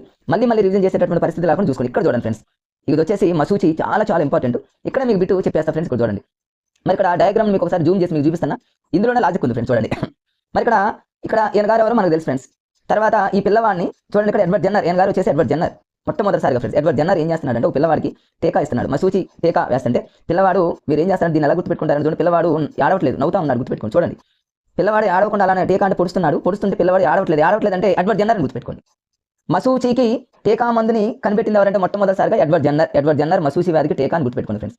ఇది గుర్తు రానప్పుడు పిల్లవాడు ఏడుస్తున్నాడా లేదు ఆడవట్లేదని గుర్తుపెట్టుకోండి. సూచి అంటే ఏమో సూదితో పొడుస్తున్నాడని గుర్తుపెట్టుకోండి. మసూచి, ఈ పిక్చర్ అనేది మీ మైండ్లో ఉంటే ఫ్రెండ్స్, సూదితో పొడుస్తుంటే పిల్లవాడు ఆడవట్లేదు ఎడ్వర్డ్ జెన్నర్, సూదితో అంటే ఏమో మసూచి. అట్లా ఈజీగా రెండింటిని మీరు లింక్ చేస్తే ఎడ్వర్డ్ జెన్నర్ మసూచి వ్యాధికి టీకా అంతే ఫ్రెండ్స్. దానికి మరలా దాన్ని చదవడం అవసరం లేదు. ఇక జనరల్గా ఉన్న పాయింట్స్ మీరు చదువుకొని సరిపోతుంది ఫ్రెండ్స్. తర్వాత నత్రజని స్థాపన ఇవన్నీ మీకు అవసరం లేదు. ఆల్రెడీ మీకు గతంలో దీని మీద వీడియో కూడా చేయడం జరిగింది ఫ్రెండ్స్. పొటాషియం అని, తర్వాత ఫాస్ఫరస్ అని, నత్రజని అని, దానికి సంబంధించి మరి మీకు గతంలో ఒక వీడియో చేయడం జరిగింది పోషక పదార్థాల మీద. అది చూడండి వాళ్ళు ఎవరు ఉంటే ఫ్రెండ్స్ ఆ వీడియోని చూడండి. ఇక్కడ చూడండి ఫ్రెండ్స్, కంటిన్యూషన్లో ఈ పేజీలో ఏమీ లేదు, అని జనరల్గా చదువుకుంటే సరిపోతుంది. ఇక్కడ రొనాల్డ్ రాస్ ఫ్రెండ్స్ మలేరియాకి సంబంధించినటువంటి, మరి రొనాల్డ్ రాస్కి సంబంధించి గతంలో ఫ్రెండ్స్ చాలా సార్లు అడిగాడు, ఇలాంటి వదలొద్దు ఫ్రెండ్స్గా. మరి మీరు చదివేమంటారు, రొనాల్డ్ రాస్ అంటే మలేరియాను కలుగజేసేటటువంటి సూక్ష్మజీవి, పరాణజీవిని, ఆడ ఎనాఫిలిస్ దోమ్ ద్వారా ఈ మలేరియా వస్తుందని ఇక్కడ మీరు బండగా చదువుకుంటారు. ఈయనకి నోబెల్ అవార్డు కూడా వచ్చింది friends. 8th class biology text book మొత్తం మీద ముగ్గురికి నోబెల్ అవార్డ్స్ వచ్చింది ఫ్రెండ్స్, ముగ్గురికి వచ్చింది. ఆ ముగ్గురు మీద ఖచ్చితంగా మీరు ఫోకస్ చేయాల్సింది. ఇంతకుముందు మీకు మరి అలెగ్జాండర్ ఫ్లెమింగ్ ఫ్లోర్ మీద ఉన్నటువంటి చైన్ తనకు ఫ్లోరీ చైన్ ని తీసుకోవడం వల్ల అలెగ్జాండర్ ఫ్లెమింగ్కి నోబెల్ అవార్డు వచ్చింది. మీకు ఆ లాజిక్స్ ఏంటి ఇంతకుముందు చెప్పారు ఫ్రెండ్స్ ఇదే వీడియోలో. ఆయన తర్వాత నెక్స్ట్ రొనాల్డ్ రాస్ అనేటటువంటి నోబెల్ అవార్డు వచ్చింది. ఏ ఇయర్లో వచ్చింది, దేనికి వచ్చింది ఏంటంటే టేబుల్ ఖచ్చితంగా చదవాల్సింది ఇంపార్టెంట్. మరి రొనాల్డ్ రాస్ అనగానే మనకు మలేరియాని కలుగజేసేటటువంటి ఆడ ఎనాఫిలిస్ దోమ, దీనికి వెంటనే గుర్తు రాలేదు అనుకోండి ఫ్రెండ్స్. వాడు ఎగ్జామ్లో ఏం చేస్తారంటే ఆడ ఎనాఫిలిస్ దోమని, ఆడ క్యూలెక్స్ దోమని, ఇట్లా డిఫరెంట్గా ఇవ్వచ్చు. మీరు క్యూలెక్స్ కాదు ఫ్రెండ్స్, ఆడ ఎనాఫిలిస్ దోమ. దీన్ని ఎలా గుర్తుపెట్టుకుంటారంటే చూడండి, రొనాల్డ్ రాస్ అనంలోనే రాస్ అంటేనేమో జనరల్ చూడండి, రాస్ అంటేనేమో మరి మామూలుగా ఆడ ఎనాఫిలిస్ దోమతో మీరు లింక్ చేసుకోండి ఫ్రెండ్స్. ఆడ ఎనాఫిలిస్ దోమ మామూలు ఎనాఫిలిస్ కాదు. రాస్ అంటే రాసు పూసుకొని ఉండటం అన్నట్టు గుర్తుపెట్టుకుని హాస్యంగా, అంటే అలా హాస్యంగా అనమాట. రొనాల్డ్ రాస్ అనంలోనే అంటే ఇట్లా హాస్యంగా దాన్ని గుర్తుపెట్టుకుంటే ఫ్రెండ్స్ ఆడ ఎనాఫిలిస్ అనేటటువంటి దోమ ఈజీగా గుర్తొస్తుంది. అదేవిధంగా మరి మలేరియా అనేటటువంటి పదాన్ని ఎలా గుర్తుపెట్టుకుంటారంటే మళ్ళీ దీన్ని చలి జ్వరం అని అంటారు. మలేరియా అనేది ఒక చలి జ్వరం మనందరికీ తెలుసు. ఇది ఎలా వస్తుందంటే ఆడ ఎనాఫిలిస్ దోమ వల్ల వస్తుంది. అదే ఆడ క్యూలెక్స్ దోమ వల్ల వచ్చేది ఏంటంటే ఫ్రెండ్స్ మెదడువాపు వ్యాధి. దానికి కంటిన్యూషన్లో మీకు చెప్తా, దానికి లాజిక్. ఆడ క్యూలెక్స్ దోమ వేరు, ఆడ ఎనాఫిలిస్ దోమ వేరు. ఆడ క్యూలెక్స్ దోమ వల్ల వచ్చేది మెదడువాపు వ్యాధి. దాన్ని ఎలా గుర్తుపెట్టుకుంటారంటే ఆడవాళ్ళందరూ క్యూలో ఉన్నారనుకోండి ఫ్రెండ్స్, ఆడవాళ్ళందరూ క్యూలో ఉన్నప్పుడు వాళ్ళు మాట్లాడే మాటలకి మన మెదడు వాస్తుందని గుర్తుపెట్టుకోండి. హాస్యంగా మేము అలా గుర్తుపెట్టుకున్నాం ఫ్రెండ్స్, జస్ట్ హాస్యంగా. అంటే ఆడవాళ్ళు క్యూలో ఉన్నప్పుడు అంటే ఆడ క్యూలెక్స్ దోమ వల్ల మెదడు వాపని మెదడు వాస్తుందని హాస్యంగా గుర్తుపెట్టుకుంటే ఈజీ. ఇక మిగతాది ఏంటంటే ఫ్రెండ్స్ ఆడ ఎనాఫిలిస్ దోమ గుర్తుపెట్టుకోండి. ఆడ ఎనాఫిలిస్ అనగానే మీరు మరి మలేరియా అనేది గుర్తు రావాలి. మలేరియా అంటేనే మళ్ళీ అని గుర్తుపెట్టుకోండి. రాస్ అంటేనేమో అవి రాసుకొని తిరుగుతాయి, ఆడ దోమలు అలా రాసుకుంటూ మనం కుడతాయని గుర్తుపెట్టుకోండి ఫ్రెండ్స్, జస్ట్ హాస్యంగా. మరి ఆయనకి నోబెల్ అవార్డు వచ్చింది, ఏ ఇయర్లో వచ్చింది చూడండి ఫ్రెండ్స్. ఇక్కడ జూమ్ చేసి మీకు చూపిస్తున్నా, దిస్ ఇస్ వెరీ ఇంపార్టెంట్. ఎక్కడ ఇది గతంలో సికింద్రాబాద్ అనే బిట్ కూడా రావడం జరిగింది. 1902 ఇది కూడా ఎగ్జామ్లో రావడం జరిగింది ఫ్రెండ్స్. నోబెల్ పురస్కారానికి సంబంధించి టెక్స్ట్ బుక్లు ఇది 2 ఆయన 1902. దీన్ని ఎలా గుర్తుపెట్టుకోవాలి, రొనాల్డ్ రాస్లో రా అంటే నెంబర్ 2 అని గుర్తుపెట్టుకోండి అంతే. అక్కడ ఉన్న పదం అక్కడే గుర్తుపెట్టుకోవాలి అంతే. రొనాల్డ్ రాస్లో రా అంటే 2 అని గుర్తుపెట్టుకోండి, 1902 అని గుర్తుపెట్టుకోండి. మరి సికింద్రాబాద్ని ఎలా గుర్తుపెట్టుకుంటారంటే ఈ ఆడ ఎనాఫిలిస్ దోమలు కొట్టడం వల్ల ఎవరైనా సరే సహజంగా అలా అవుతారు ఫ్రెండ్స్, సిక్కిపోతారని గుర్తుపెట్టుకోండి. సిక్కిపోతారు కాబట్టి సికింద్రాబాద్ అంతే. ఎందుకంటే ఇలాంటివి ఇలా చదవడం వల్ల ఎక్కువగా మ్యాథ్స్ వాళ్ళు, అదేవిధంగా సోషల్ వాళ్ళు, బయాలజీ వాళ్ళు కాదు సుమా, మ్యాథ్స్ వాళ్ళకి సోషల్ వాళ్ళకి ఇలాంటివి ఇట్లా అవసరం కాబట్టి సిక్కిపోతారంటే మలేరియా దోమ, ఆడ ఎనాఫిలిస్ దోమ వల్ల సికింద్రాబాద్ అనేది వస్తుంది. రాస్ అంటే ఏమో 2 అనేది వస్తుంది. నోబెల్ పురస్కారం ఇవన్నీ కూడా ఈజీగా గుర్తొస్తాయి ఫ్రెండ్స్. నెక్స్ట్ కంటిన్యూషన్లో చూద్దాం ఫ్రెండ్స్. ఇక్కడ ఒక టేబుల్ ఉంది ఫ్రెండ్స్. ఈ టేబుల్ మీద గతంలో చాలా సార్లు అడిగాడు, ఎప్పుడు అడుగుతూనే ఉన్నాడు ఫ్రెండ్స్. 8th క్లాస్లో న్యూ టెక్స్ట్ బుక్లో ఓల్డ్ టెక్స్ట్ బుక్ని కొంచెం మాడిఫై చేసి ఇచ్చినటువంటి మ్యాటర్ ఫ్రెండ్స్. ఇది ఇక్కడ మీరు మిస్ కావద్దు. మరి చూద్దాం వీటిని లాజిక్ ఎలా గుర్తుపెట్టుకోవాలి. చాలా మంది వీటిని ఒక పెద్ద కోడ్స్తో గుర్తుపెట్టుకుంటుంటారు. అది అట్లా గుర్తుపెట్టుకోవడం కష్టం. ఎందుకంటే అంత పెద్ద ఫార్ములా లాగా మనం గుర్తుపెట్టుకోవాలంటే చాలా కష్టం. కాబట్టి చిన్నగా లాజిక్గా గుర్తుపెట్టుకోవడానికి ట్రై చేయండి ఫ్రెండ్స్. ఎలా ఇప్పుడు చూడండి, దీన్ని ఎలా గుర్తుపెట్టుకుంటారంటే బ్యాక్టీరియా వ్యాధి కారకం ఏంటంటే క్షయ ఎలా వస్తుందంటే బ్యాక్టీరియా, ఈ వైరస్ కాదు. ఎట్లా క్షయ అంటే అందరూ తెలుసు ఫ్రెండ్స్, టీబీ అని అంటారు కదా. టీబీ అంటే ఏంటంటే బాగా దగ్గుతూ ఉంటారు, క్షీణించడం. క్షయ అనగానే క్షీణించడం అని గుర్తుపెట్టుకోండి. క్షీణించారంటే వాళ్ళు ఎలా అవుతారు, బక్కగా అవుతారని గుర్తుపెట్టుకోండి. బక్కగా అయిపోతారంటే బ్యాక్టీరియా అని గుర్తుపెట్టుకోండి. ఇంకా బ్యాక్ బోన్ లాగా గుర్తుపెట్టుకోండి. బ్యాక్టీరియా అంటేనేమో బ్యాక్ బోన్ లాగా అంటేనేమో వెన్నుముక లాగా బక్కగా అవుతారు. టీబీ క్షయ అని గుర్తుపెట్టుకోండి, బ్యాక్టీరియా అయిపోతుంది ఫ్రెండ్స్ అంతే. మసూచిని ఎలా గుర్తుపెట్టుకుంటారు? మరి మసూచి, అదేవిధంగా తట్టు, గవద బిళ్ళలు, పోలియో, స్వైన్ ఫ్లూ, వీటిని ఎలా గుర్తుపెట్టుకోవాలంటే ఒక్కటే మీరు జనరల్గా గుర్తుపెట్టుకోండి ఫ్రెండ్స్. మ్యాథ్స్ వాళ్ళైనా సోషల్ వాళ్ళైనా వైరస్తో వచ్చేటటువంటి ఏ వ్యాధి అయినా చాలా డేంజర్ అని గుర్తుపెట్టుకోండి. ఒకరి నుంచి ఒకరికి వస్తుందని గుర్తుపెట్టుకోండి. కనీసం కొన్ని గుర్తొస్తాయి. ఇప్పుడు జలుబు ఉంది ఫ్రెండ్స్, పక్క ఉన్న ఎవరు ఉంటే వాళ్ళకి వస్తున్నారు. జలుబు అనేది వైరస్ కంటే ఒకరి నుంచి ఒకరికి వచ్చేది వైరస్. మరి అతి భయంకరమైనటువంటి వ్యాధులన్నీ కూడా వైరసే అట్లా. ఎందుకంటే డెంగ్యూ అనేది వైరస్. తర్వాత వచ్చేసి ఎయిడ్స్ అనేది వైరస్. అతి భయంకరమైనటువంటి వ్యాధులన్నీ కూడా వైరస్లు, ఒకరి నుంచి ఒకరికి వచ్చే వైరస్లు. దానివల్ల కొన్ని వస్తాయి. మరి మసూచి అనేది ఏమో చాలా మందికి తెలియదు. ఎడ్వర్డ్ జెన్నర్ ఇంతకుముందు మనకు మసూచి అంటేనేమో సూదితో పడవడానికి గుర్తుపెట్టుకున్నా. ఎడ్వర్డ్ జెన్నర్ పిల్లవాడు ఆడవడానికి గుర్తుపెట్టుకుని ఎలా వస్తుందంటే వైరస్ అంటే ఒకరి నుంచి ఒకరికి వస్తుంది అనేటటువంటిది మనకు ఆటోమేటిక్గా తెలుసు. దీన్ని ఎలా గుర్తుపెట్టుకోవాలి చూద్దాం. మరి కొన్ని ఉన్నాయి ఫ్రెండ్స్. ఇవి చెప్పాక మా సూచిని ఎలా గుర్తుపెట్టుకోవాలి మీకు చెప్తాను నేను. ఇక తట్టు, గవద బిళ్ళలు అనగానే మీకు వైరస్ అనే పదం గుర్తుపెట్టుకోవాలి. ఎట్లా దీన్ని హాస్యంగా లాజిక్గా గుర్తుపెట్టుకుంటారంటే మ్యాథ్స్ వాళ్ళు సోషల్ వాళ్ళు జనరల్గా అయితే అందరూ తెలుసు తట్టు, గవద బిళ్ళలను వైరస్ అంటారు, పోలియో అని వైరస్ అంటారు. ఏమో కొంతమంది కన్ఫ్యూజ్ అవుతారు ఎగ్జామ్లో. కన్ఫ్యూజ్ పోకుండా అంటే వైరస్ అంటే వైర్ అని గుర్తుపెట్టుకోండి. వైర్ మన నెలలో ఉండేటటువంటి సిల్క్ వైర్ కావచ్చు, ఏదైనా వైర్ కావచ్చు. ఈ వైర్తో మనం ఏం చేస్తామంటే తట్టు అంటే ఏం లేదు ఫ్రెండ్స్. తట్టు అంటే ఏమో తట్టలని అల్లుతారని గుర్తుపెట్టుకోండి. వైర్లతో తట్టలను అల్లుతారని గుర్తుపెట్టుకోండి. తర్వాత వచ్చేసి గవద బిళ్ళలు అంటేనేమో గవద బిళ్ళలు చూడండి జనరల్గా మనకు ఇక్కడ గుండ్రంగా ఉంటాయి. వైర్ కూడా గుండ్రంగా ఉంటుందని గుర్తుపెట్టుకోండి. పోలియోని ఎలా గుర్తుపెట్టుకుంటారంటే పోలో గేమ్ మన అందరూ తెలుసు ఫ్రెండ్స్. పోలో గేమ్ అంటాం. పోలో గేమ్ ఆడేటటువంటి వాళ్ళు ఒక కర్ర తీసుకొని ఆడుతూ ఉంటారు. ఆ కర్రని ఒక వైర్ లాగా ఊహించుకోండి. పోలో అనగానే వెంటనే మీకు వైర్తో సమానం గుర్తుపెట్టుకుని సరిపోతుంది. స్వైన్ ఫ్లూ అనగానే మన అందరికీ తెలిసి ఈ రీసెంట్గా బాగా విస్తృతంగా మనకి స్ప్రెడ్ అయింది కాబట్టి వైరస్ అనేది తెలుసు. స్వైన్ ఫ్లూ అనేది దానికి ఏమి కోడ్ ఏం అవసరం లేదు. స్వైన్ ఫ్లూ అంటేనేమో వైరస్ అని గుర్తుపెట్టుకోండి. ఇక కలరా, టైఫాయిడ్ అనేది బ్యాక్టీరియా. దీన్ని ఎలా గుర్తుపెట్టుకోవాలి? దీన్ని కూడా చూడండి. కలరా అంటేనేమో మీరు కాలర్ అని గుర్తుపెట్టుకోండి. కాలర్ అంటే చూడండి మగ పిల్లలు షర్ట్లకి కాలర్స్ ఉంటాయి కదా ఫ్రెండ్స్. టైఫాయిడ్ అంటేనేమో టై అని గుర్తుపెట్టుకోండి. పిల్లలకి టై వేస్తూ ఉంటారు మెల్ల. దీన్ని మనం బ్యాక్టీరియాతో ఎలా లింక్ చేసుకోవాలంటే బ్యాక్టీరియా అంటే బ్యాక్ అని గుర్తుపెట్టుకోండి. మనకు బ్యాక్ సహజంగా కాలర్ ముందు ఉంటుంది కానీ బ్యాక్ అని గుర్తుపెట్టుకోండి. సహజంగా పిల్లలకి టై ముందు వేస్తారు కానీ బ్యాక్ అని గుర్తుపెట్టుకోండి. ఎందుకంటే ఫ్రెండ్స్ ఎగ్జామ్లో రేపు ఈ క్రింది మనలో బ్యాక్టీరియాకు చెందింది అనగానే బ్యాక్టీరియా బ్యాక్ అని గుర్తుపెట్టుకుంటే కాలర్, టైఫాయిడ్ అనగానే శిక్షణాల్లో మనకు ఆన్సర్ వస్తుంది. పోలియో అనగానే పోలో గేమ్ అనగానే మనకు అది కర్రని వైర్లా గుర్తుపెట్టుకుంటే తట్టని వైర్లతో అల్లుతారని గుర్తుపెట్టుకుంటే నేనైతే ఇలానే గుర్తుపెట్టుకున్నా ఫ్రెండ్స్. ఈజీనే అయినప్పటికీ ఏమో కన్ఫ్యూజ్ అవుతామో అని మరొక విధానంలో ఇలా గుర్తుపెట్టుకుని అలా బ్రెయిన్లో ఉంచుకున్నా ఫ్రెండ్స్. ఎప్పుడైనా అవసరం ఉంటుందేమో నేను ఎగ్జామ్లో చాలాసార్లు నాకు చాలా ఈజీగా మరి అవనగడ్డలో ఎగ్జామ్ రాస్తున్నటువంటి ప్రతి ఎగ్జామ్లో నాకు ఇవన్నీ కూడా యూజ్ అయ్యాయి. నాకు జాబ్ రావడానికి ఇవన్నీ కూడా బాగా హెల్ప్ అయ్యాయి ఫ్రెండ్స్. నెక్స్ట్ వచ్చేసి ఇక్కడ మసూచి. ఇంతకుముందు చెప్పాక ఫ్రెండ్స్ ఇక్కడ మసూచి అంటేనేమో ఇంతకుముందే చెప్పాను. సూచి అంటేనేమో సూదితో పొడుస్తున్నప్పుడు పిల్లవాడిని ఆడట్లేదు అన్నట్టు చెప్పాక ఫ్రెండ్స్. సూచి అంటేనేమో జనరల్గా చూడండి వైర్తో మనం లింక్ చేసుకున్నాం కాబట్టి ఫ్రెండ్స్ ఇక్కడ ఆ సూది అనేది వైర్కు ఉందని గుర్తుపెట్టుకోండి. ఇట్లా హాస్యంగా లేదా ఇంకా మసూచిని మీరు మసక అన్నట్టు గుర్తుపెట్టుకోండి. మసకగా ఉన్నటువంటి టైంలో మనకు వైరు కనిపించట్లేదనో వైర్ కనిపిస్తుందనో లేదా మీ ఇష్టం ఫ్రెండ్స్ ఎలాగైనా గుర్తుపెట్టుకోండి. మసూచి అనగానే సూది ఒక వైర్ ఉంది అని గుర్తుపెట్టుకుంటే ఫ్రెండ్స్ ఈజీగా గుర్తుంటుంది. ఇవన్నీ మీకు అన్ని వచ్చి ప్లాస్మోడియం. ఇక్కడ చూడండి ఫ్రెండ్స్ ప్లాస్మోడియం అనగానే మలేరియా గుర్తుపెట్టుకోవాలి. మరి ప్లాస్మోడియం అనగానే ఎలా జనరల్గా ఇవన్నీ ఫ్రెండ్స్ బయాలజీకి సంబంధించినటువంటి టెర్మినాలజీ. ప్లాస్మోడియం అనగానే దీన్ని ఎలా గుర్తుపెట్టుకుంటారు? డిఎస్సీకి ఎస్జిటి ప్రిపేర్ అవుతున్నటువంటి మరి సోషల్ బ్యాక్గ్రౌండ్ పిల్లలు ఎవరైతే ఉన్నారో ఇవన్నీ కష్టం. ప్లాస్మోడియం అనగానే మీరు దీన్ని ఎలా గుర్తుపెట్టుకుంటారంటే ప్లాస్క్ అని గుర్తుపెట్టుకోండి. ప్లాస్క్ తెలుసు కదా మనందరికీ. సహజంగా తీసుకెళ్ళేటప్పుడు ప్లాస్క్ తీసుకెళ్తాం మళ్ళీ తీసుకెళ్తాం అని గుర్తుపెట్టుకోండి. మలేరియా అంటేనేమో మళ్ళీ దీన్నే చలి జ్వరము అని అంటారు. ప్లాస్మోడియం మళ్ళీ మనం ప్లాస్క్ని తీసుకెళ్తాం టీకి అన్నట్టు గుర్తుపెట్టుకుంటే ఇది ఆడ ఎనాఫిలిస్ దోమ. ఇంతకుముందు చెప్పా ఫ్రెండ్స్ ఆడ ఎనాఫిలిస్ దోమ. ఆడ క్యూలెక్స్ దోమ కాదు, ఆడ ఎనాఫిలిస్ దోమ. దాన్ని గుర్తుపెట్టుకోండి. ఇక డెంగ్యూ ఫీవర్ అనేది మీకు ఇంతకుముందు చెప్పా ఫ్రెండ్స్. ఈ ఏరియా మీద నుంచి కన్ఫామ్గా బిట్టు గతంలో అడిగాడు మళ్ళీ ఇస్తాడు. ఆడ క్యూలెక్స్ దోమ చూడండి ఇంతకుముందు క్యూలో వెళ్ళారనుకోండి. ఆడవాళ్ళందరూ క్యూలో ఉంటే మనకు మెదడు వాస్తుందని కాబట్టి మెదడు వాపని గుర్తుపెట్టుకోండి.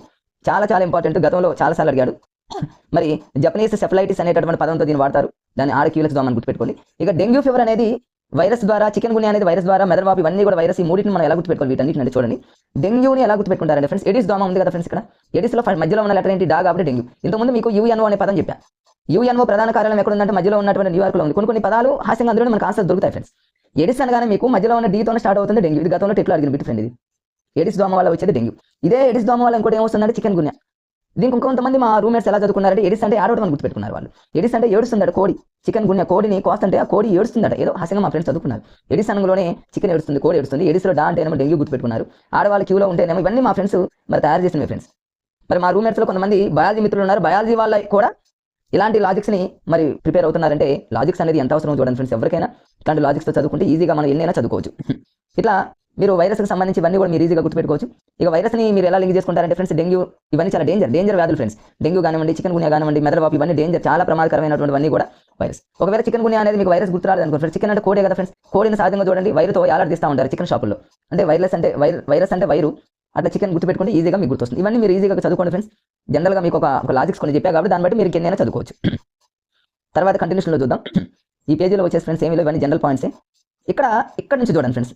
చాలాసార్లు ఈ టేబుల్ మీద కూడా బిట్స్ రావడం జరిగింది. చాలా మంది కన్ఫ్యూజ్ అవుతున్నారు. ఎగ్జామ్లో మిస్టేక్స్ కూడా బిట్ రావడం జరిగింది కాబట్టి ఫ్రెండ్స్ మీరు మిస్టేక్ చేయొద్దు. మరి ఇక్కడ చూడండి సిట్రస్ కాంకర్ అనేది బ్యాక్టీరియా వల్ల వస్తుంది. చెరకుకి వచ్చేటటువంటి ఎరకులు తెగులు. అంటే దీంట్లో ఒక్కొక్క దాంట్లో 2-3 బిట్స్ వచ్చేటటువంటి సందర్భాలు ఉన్నాయి ఫ్రెండ్స్. ఎట్లా చూడండి, మరి ఇక్కడ చెరకుకు వచ్చేటటువంటి తెగులు ఏంటంటే ఎర్ర కుళ్ళు తెగులు. వేరుశనగలో ఏమొస్తుందంటే తిక్క తెగులు వస్తుంది ఫ్రెండ్స్. అదేవిధంగా పొగాకులో వచ్చేటటువంటి వ్యాధి ఏంటంటే ముసాబిక్ వ్యాధి అంటారు. వరిలో వచ్చేటటువంటిది ఏంటంటే కాటుక తెగులు. దీన్ని ఎలా గుర్తుపెట్టుకోవాలి చూద్దాం ఫ్రెండ్స్. ఫస్ట్ కింద నుంచి వెళ్దాం. వరిలో వచ్చేటటువంటి తెగులు కాటుక తెగులు, దీన్ని ఎలా గుర్తుపెట్టుకోవాలో చూడండి. చాలా మంది దీన్ని బండగా బట్టిలో చదువుతూ ఉంటారు. వరిలో కాటుక తెగులు, వరిలో కాటుక తెగులు. ఒక వారం తర్వాత 10 రోజుల తర్వాత ఫ్రెండ్స్ ఇవన్నీ మళ్ళీ మర్చిపోతాం, మళ్ళీ రివిజన్ చేయాలి. అంత అవసరం లేకుండానే లాజిక్స్ యూజ్ చేసుకుంటే ఈజీగా గుర్తుంటుంది ఫ్రెండ్స్. వరిలో కాటుక తెగులుని ఎలా గుర్తుపెట్టుకుంటారంటే, వరి అనగానే మీరు వరి నారని గుర్తుపెట్టుకోండి. వరి అంటే వరి నారే కదా ఫ్రెండ్స్, అందరికీ తెలుసు. వరి నారు, నారు అంటే నారీ మణి అని గుర్తుపెట్టుకోండి. నారీ మణి, నారీ మనలో సహజంగా ఏం చేస్తారు, కాటుకు పెట్టుకుంటారని గుర్తుపెట్టుకోండి. ఇది మా కమనగడ్డలో బయాలజీ చెప్పేటటువంటి ఒక మరి బయాలజీ టీచర్ మాకు ఈ టేబుల్కి సంబంధించిన లాజిక్స్ అన్ని మీకు సార్ ఆ రోజుల్లో చెప్పారు. అవన్నీ మేము నోట్ చేసుకున్నాం ఫ్రెండ్స్. వరిలో వచ్చేది కాటుక తెగులు జనరల్గా తెలుసు, అయినప్పటికీ అంటే వరి నారు, నారీ మనలు, కాటుక తెగులు. మరి శిలీంధ్రం అనేది ఎలా గుర్తుపెట్టుకుంటారంటే, కాటుకను సహజంగా చూడండి ఎలా పెడతారు, చుక్కలాగా పెట్టుకుంటారు. శిలీంధ్రం అంటే రంధ్రం, రంధ్రం అంటే చుక్కలాగా గుర్తుపెట్టుకోండి. పొగాకులో వచ్చేటటువంటిది ఏంటంటే మూసాయిక్ వ్యాధి. మూసాయిక్ వ్యాధి అంటే చూడండి ఫ్రెండ్స్, ఇక్కడ పొగాకు ఉంది కదా, పొగాకు సహజంగా మీరు అబ్జర్వ్ చేయండి. పొగాకుని జనరల్గా ఎవరైనా పొగాకు తాగుతున్నటువంటి ఎవరైతే ఉన్నారో వాళ్ళు మూసాయిక్ వ్యాధి అంటారు. అంటే దాన్ని మేము ఎలా హాస్యంగా గుర్తుపెట్టుకున్నామంటే ఫ్రెండ్స్, ఇక పొగాకు తాగే వాళ్ళని మూసేయడం గుర్తుపెట్టుకున్నాం అంతే హాస్యంగా. టీవీ మన మూవీస్ వచ్చే ముందు చూసాం ఫ్రెండ్స్, మన పొగాకు సంబంధించి అడ్వర్టైజ్మెంట్లు చాలా వస్తుంటాయి. పొగాకు తాగామనుకుంటే వాళ్ళు మూసేయడమే, వాళ్ళు క్లోజ్ చేయడమే మూసాయిక్ వ్యాధి. ఎందుకంటే మరి వైరస్ ఎలా గుర్తుపెట్టుకుంటారంటే, పొగాకు చూడండి వైరు లాగానే పొడవుగా ఉంటాయి పొగాకులు జనరల్గా చూడండి అట్లా అనమాట. లేకపోతే వైరస్ అంటేనేమో వైరు అంటే మూసేసి మన వైరుతో కట్టేయడం అని గుర్తుపెట్టుకోండి, లేదా పొగాకును వైరుతో కట్టడం అని గుర్తుపెట్టుకోండి. మీ ఇష్టం ఫ్రెండ్స్, ఎట్లయినా పొగాకు గినక వాడితే మూసేయడమే. వరిలో అంటేనేమో వరి నారు, నారీ మనలు, కాటుక తెగులు, శిలీంధ్రం అయిపోయింది ఫ్రెండ్స్. వేరుశనకాయలు తిన్నాం అనుకోండి ఫ్రెండ్స్, మనకి ఎప్పుడు తిక్కగా ఉంటుంది. అందుకని జనరల్గా చూడండి ఆంధ్రప్రదేశ్లో కానివ్వండి, తెలంగాణలో కానివ్వండి, వేరుశనకాయలు తిన్న వాళ్ళు తిక్కగా ఉంటే వాళ్ళకి ఏం చేస్తారంటే బెల్లం పెడుతూ ఉంటారు. బెల్లం అంటే దానికి ఒక లింక్ అనమాట. సో ఇక్కడ మీరు తిక్క తెగులు అని కూడా వేరుశనకాయలు గుర్తుపెట్టుకోండి. వేరుశనకాయలు అనుకున్న సహజంగా మనం చూడండి అవి రంధ్రాలాగానే ఉంటాయి. వేరుశనకాయలు అట్లా ఓపెన్ చేసి ఒక రంధ్రాలాగా అనుకుంటే శిలీంధ్రం గుర్తుపెట్టుకోండి. తర్వాత ఫ్రెండ్స్ ఇక్కడ చూడండి చెరకు, ఎర్ర కుళ్ళు తెగులు. దీన్ని ఎలా గుర్తుపెట్టుకుంటారు, చెరకు అంటేనేమో ఊ అనే ఉంది చూడండి, ఉత్వం అనేటటువంటి పదం వస్తుంది. ఎర్ర కుళ్ళులో కూడా ఊ అనేటటువంటిది, అంటే ఎక్కడ చూడండి ఈ టేబుల్ ఈ రెండే లింక్ అవుతున్నాయి. లేదా చెరకు గడ్డ చూడండి ఫ్రెండ్స్, ఇట్లా రెడ్ కలర్లో ఉంటాయి చెరకు గడ్డలు. అంటే మీకు ఈ పిక్ చూస్తేనే గుర్తుంటుంది, చెరకు అనేది రెడ్ కలర్లో ఉంటుంది కాబట్టి ఎర్ర కుళ్ళు తెగులు, లేదా ఆ ఉకారమైనా మీరు చూసుకోవచ్చు ఫ్రెండ్స్. మరి మధ్యలో చిన్న రంధ్రాలు ఉంటాయి కాబట్టి శిలీంధ్రం అనేది కూడా మీరు గుర్తుపెట్టుకోవచ్చు. సిట్రస్ కాంకర్ అంటేనేమో బ్యాక్టీరియా. దీన్ని ఎలా గుర్తుపెట్టుకోవాలి, సిట్రస్ అంటే సిట్ అంటే కూర్చోవడం ఫ్రెండ్స్. సహజంగా చూడండి వెనక బెంచ్లో కూర్చునేటటువంటి వాళ్ళు, బ్యాక్టీరియా అంటే బ్యాక్ అనమాట, బ్యాక్ బెంచ్లో కూర్చునేటటువంటి వాళ్ళు మంచి కాన్సన్ట్రేషన్ చేస్తారని గుర్తుపెట్టుకోండి. సిట్రస్ కాంకర్ అంటే కూర్చొని కాన్సన్ట్రేషన్ చేసే వాళ్ళంతా కూడా బ్యాక్ బెంచ్ వాళ్ళని గుర్తుపెట్టుకుంటారు ఫ్రెండ్స్. జస్ట్ ఏదో హాస్యంగా మనం ఎగ్జామ్లో మనకు మార్కులు రావడానికి మనం పడేటటువంటి తపన ఫ్రెండ్స్. అంటే ఇక మనకు జాబ్ వచ్చిన తర్వాత మీరు చెప్పేటటువంటి విధానం ఏ విధంగా ఉన్నా మరి ఇవన్నీ మనకి ఎగ్జామ్లో మనకు మార్కులు రావడానికి ఉపయోగపడతాయి. కాబట్టి జాబ్ వచ్చిన తర్వాత కూడా ఫ్రెండ్స్ ఇట్లాంటి లాజిక్స్ కనుక మీరు పిల్లలు కనుక ఇలాంటివి యూజ్ చేస్తే, అదే పిల్లలు భవిష్యత్తులో డిఎడ్ కానీ బిఎడ్ కానీ కంప్లీట్ చేస్తే వాళ్ళకి ఎంత ఈజీగా ఉంటుంది ఫ్రెండ్స్. ఎందుకంటే మనకి జాబ్ వచ్చిన తర్వాత కూడా ఫ్రెండ్స్ మీరు ఇలాంటి లాజిక్స్ నేర్చుకొని అవే లాజిక్స్ని ఏ సబ్జెక్ట్ అయినా పిల్లలకి అలా నేర్పారనుకోండి, వాళ్ళకి భవిష్యత్తులో ఏదైనా కావచ్చు, కానిస్టేబుల్ జాబ్ కావచ్చు, ఏదైనా సరే లాజికల్తోనే వాళ్ళు జాబ్లు కొట్టుకుంటారు. కాబట్టి ఫ్రెండ్స్ మీకు జాబ్ వచ్చాక కూడా ఇలాంటి వాటిని యూజ్ చేయండి. ఓకే ఫ్రెండ్స్, నెక్స్ట్ చూద్దాం. ఈ టేబుల్ ఒకటి ఇంపార్టెంట్ అయిపోయింది. ఈ కంటిన్యూషన్లో వచ్చేసి ఫ్రెండ్స్ ఇక్కడ ఇక ఆహారం గురించి ఉంది. ఇక్కడ ఏమీ లేదు, మామూలుగా క్లాస్ స్టేడియం బొట్టులు ఇవన్నీ మీకు తెలుసు, దాంట్లోనే ఉంటుంది ఫ్రెండ్స్. పాశ్చరైజేషన్ అనేది మీకు తెలుసు, ఇవన్నీ దాని జోలికి ఏం వెళ్ళను. మీకు లూయి పాచర్ ఇవన్నీ మీకు తెలుసు ఫ్రెండ్స్. పాశ్చరైజేషన్ అంటే అవన్నీ అవసరం లేదు. పెరుగుగా మార్చరు, ఇవన్నీ అవసరం లేదు. జనరల్ పాయింట్స్ ఉంటాయి. రొనాల్డ్ రాస్ అనేది ఆల్రెడీ దీని గురించి చదువుకున్నాం, కొంచెం మ్యాటర్ ఉంటుంది, మీరు జనరల్గా చదువుకోండి. నెక్స్ట్ వచ్చేసి జంతువుల ప్రత్యుత్పత్తి. ఈ జంతువుల ప్రత్యుత్పత్తి అనేది మీరు జనరల్గా చదువుకోండి, ఇందులో బిట్స్ ఏమి ఉండవు ఫ్రెండ్స్. మామూలుగా జనరల్ ఇక్కడ హాల్ అనేటటువంటి ఒక ఆయన ఉంటాడు, అది జనరల్గా సైకాలజీలో వస్తుంది కాబట్టి ఇక్కడ నేనేం చెప్పను. దీంట్లో ద్విధా విచ్చితి, ఇక్కడ చూడండి ఫ్రెండ్స్, ద్విధా విచ్చితి, కోరకి భవనం అనేటటువంటి పద్ధతులు ఉంటాయి. ఈ రెండు పద్ధతుల గురించి కూడా అవసరం లేదు, జనరల్గా మీకు వచ్చు. రెండు జీవులుగా విడిపోవడం, ద్విధా విచ్చితి అని ఇవన్నీ మీకు అవసరం లేదు ఫ్రెండ్స్. జనరల్గా మీరు చదువుకోండి, 7th క్లాస్లో ఉన్నాయి, మళ్ళీ ఇక్కడ ఉంటాయి. వాటి జోలికి నేనేం వెళ్ళను. కొంచెం కన్ఫ్యూజ్గా ఉన్నవి ఎగ్జామ్లో వచ్చేటటువంటివి, ఎగ్జామినర్ ఫోకస్ చేసేవి మనం చూద్దాం ఫ్రెండ్స్. ఇవన్నీ కూడా అవసరం లేదు. కపజీవి చరిత్ర, టాడ్పోలి ఇవన్నీ మీరు జనరల్గా చదువుకుంటారు. ఇవన్నీ 8th క్లాస్లో ఉన్నటువంటి న్యూ టెక్స్ట్ బుక్ ఫ్రెండ్స్. ఇక్కడ డాలీ కథ, గొర్రెపిల్ల. ఇట్లా టేబుల్స్లో ఉన్నటువంటివి 6th, 7th, 8th ఫ్రెండ్స్, 6, 7, 8లో చాలా ఉన్నాయి. వీటన్నిటిని ఈజీగా గుర్తుపెట్టుకోవడానికి ట్రై చేయండి. డాలీ అనగానే చాలా మంది ఏమనుకుంటారు, ఇది మేక గొర్రె ఏంటో అనుకుంటారు. గొర్రె ఫ్రెండ్స్, ఇది డాలీ అనేటటువంటి ఒక గొర్రె పిల్ల అని గుర్తుపెట్టుకోండి. గొర్రె పిల్లకి పేరు ఏంటంటే డాలీ అనేటటువంటి పేరు. మరి దీని మీద మొట్టమొదటిసారిగా క్లోనింగ్ ప్రక్రియ అనేది చేయడం జరిగింది. ఆయన పేరు ఏంటంటే చాలా సార్లు అడిగాడు, ఆయన పేరు వచ్చేసి ఫ్రెండ్స్ ఇయాన్ విల్మట్. మరియు అతని అనుచరులు రోజాలిన్ ఉన్నారనమాట. అతని అనుచరులు కొంతమంది కలిసి రోజాలిన్ ఇన్స్టిట్యూట్ ఆఫ్ ఎడిన్బర్గ్లో ఈ ప్రయోగం మొత్తం చేయడం జరిగింది. అది సక్సెస్ అయింది. మరి ఈ ప్రయోగం చేసినటువంటి ప్లేస్ ఇంపార్టెంట్. ఆ ప్లేస్ ఎవరిదంటే మన రోజాలి అని గుర్తుపెట్టుకోండి. ఆ ఇన్స్టిట్యూట్ ఎవరిదంటే రోజా ఇన్స్టిట్యూట్ అని గుర్తుపెట్టుకోండి. ఏదో హాస్యంగా ఫ్రెండ్స్ అంతే. రోజాలిన్ ఇన్స్టిట్యూట్ ఆఫ్ ఎడిన్బర్గ్లో ఈ క్లోనింగ్ ప్రక్రియను చేసింది ఎవరంటే ఇయాన్ విల్మట్. ఇయాన్ విల్మట్ని హెల్మెట్ అనుకోండి. ఇప్పుడు చూడండి మీకు పిక్చర్ చూపిస్తున్నా. ఇప్పుడు ఆయన గారికి ఖచ్చితంగా హెల్మెట్ కావాలని గుర్తుపెట్టుకోండి. లేకపోతే ఇక్కడ షీప్ ఉంది చూసారు, షీప్ యొక్క ఈ తల్లానికి ఒక హెల్మెట్ లాగా స్ట్రాంగ్గా ఉంటుందని గుర్తుపెట్టుకోండి అంతే. మీకు పిక్చర్ గుర్తు రాగానే ఈయన ఖచ్చితంగా హెల్మెట్ కావాలని గుర్తుపెట్టుకోండి. ఇయాన్ హెల్మెట్ అంటే ఇతనికి ఒక హెల్మెట్ ఇవ్వాలని గుర్తుపెట్టుకోండి. లేకపోతే ఇది ఒక హెల్మెట్ లాగా ఉంటుందని గుర్తుపెట్టుకోండి. ఇన్స్టిట్యూట్ ఎవరిదంటే రోజా అని గుర్తుపెట్టుకోండి. గొర్రె పిల్ల అని గుర్తుపెట్టుకోండి. మరి దీని మీద ప్రయోగం ఏ ఇయర్లో ప్రయోగం చేశారు, ఎప్పుడు చనిపోయిందని చాలా చాలా ఇంపార్టెంట్. మరి సరికొత్త రకంగా ఉన్నటువంటి గొర్రెని జూలై 5, 1996లో దీన్ని సృష్టించారు. మళ్ళీ ఇది చనిపోయింది ఫ్రెండ్స్. చాలా ఇంపార్టెంట్ డాలీ అనేటటువంటి గొర్రె పిల్ల. మరి ఇది ఎందుకు ఎలా ఎప్పుడు ఏ ఇయర్లో ఈ రోజాలిన్ ఇన్స్టిట్యూట్లో దీన్ని మరి తయారు చేయడం జరిగిందంటే జూలై 5, 1996 ఎలా గుర్తుపెట్టుకుంటారు ఫ్రెండ్స్? ఫస్ట్ మనం 96 గుర్తుపెట్టుకోండి. 6 అంటే గుర్తుపెట్టుకోండి. 6 అంటే గొర్రెలు సహజంగా అరుస్తాయని గుర్తుపెట్టుకోండి, అరుస్తాయి. క్లోనింగ్ ప్రక్రియ ఏ ఇయర్లో అంటేనేమో 6 అని లేదా 6 కొట్టాడని గుర్తుపెట్టుకోండి. ఇయాన్ విల్మెట్ అనేటటువంటి వ్యక్తి 6 కొట్టాడని గుర్తుపెట్టుకోండి, లేదా అరుస్తుందని గుర్తుపెట్టుకోండి. గొర్రె అరుస్తుంది అంటే 6 అని గుర్తుపెట్టు, 60 అని గుర్తుపెట్టుకోండి. 6 మీ ఇష్టం ఫ్రెండ్స్. మరి ఇది జూలై 5ని ఎలా గుర్తుపెట్టుకుంటారంటే ఈ జూలై 5ని ఎలా గుర్తుపెట్టుకుంటారంటే ఆయన ప్రయోగం చేశాడు, చేతులతో ప్రయోగం చేశాడు.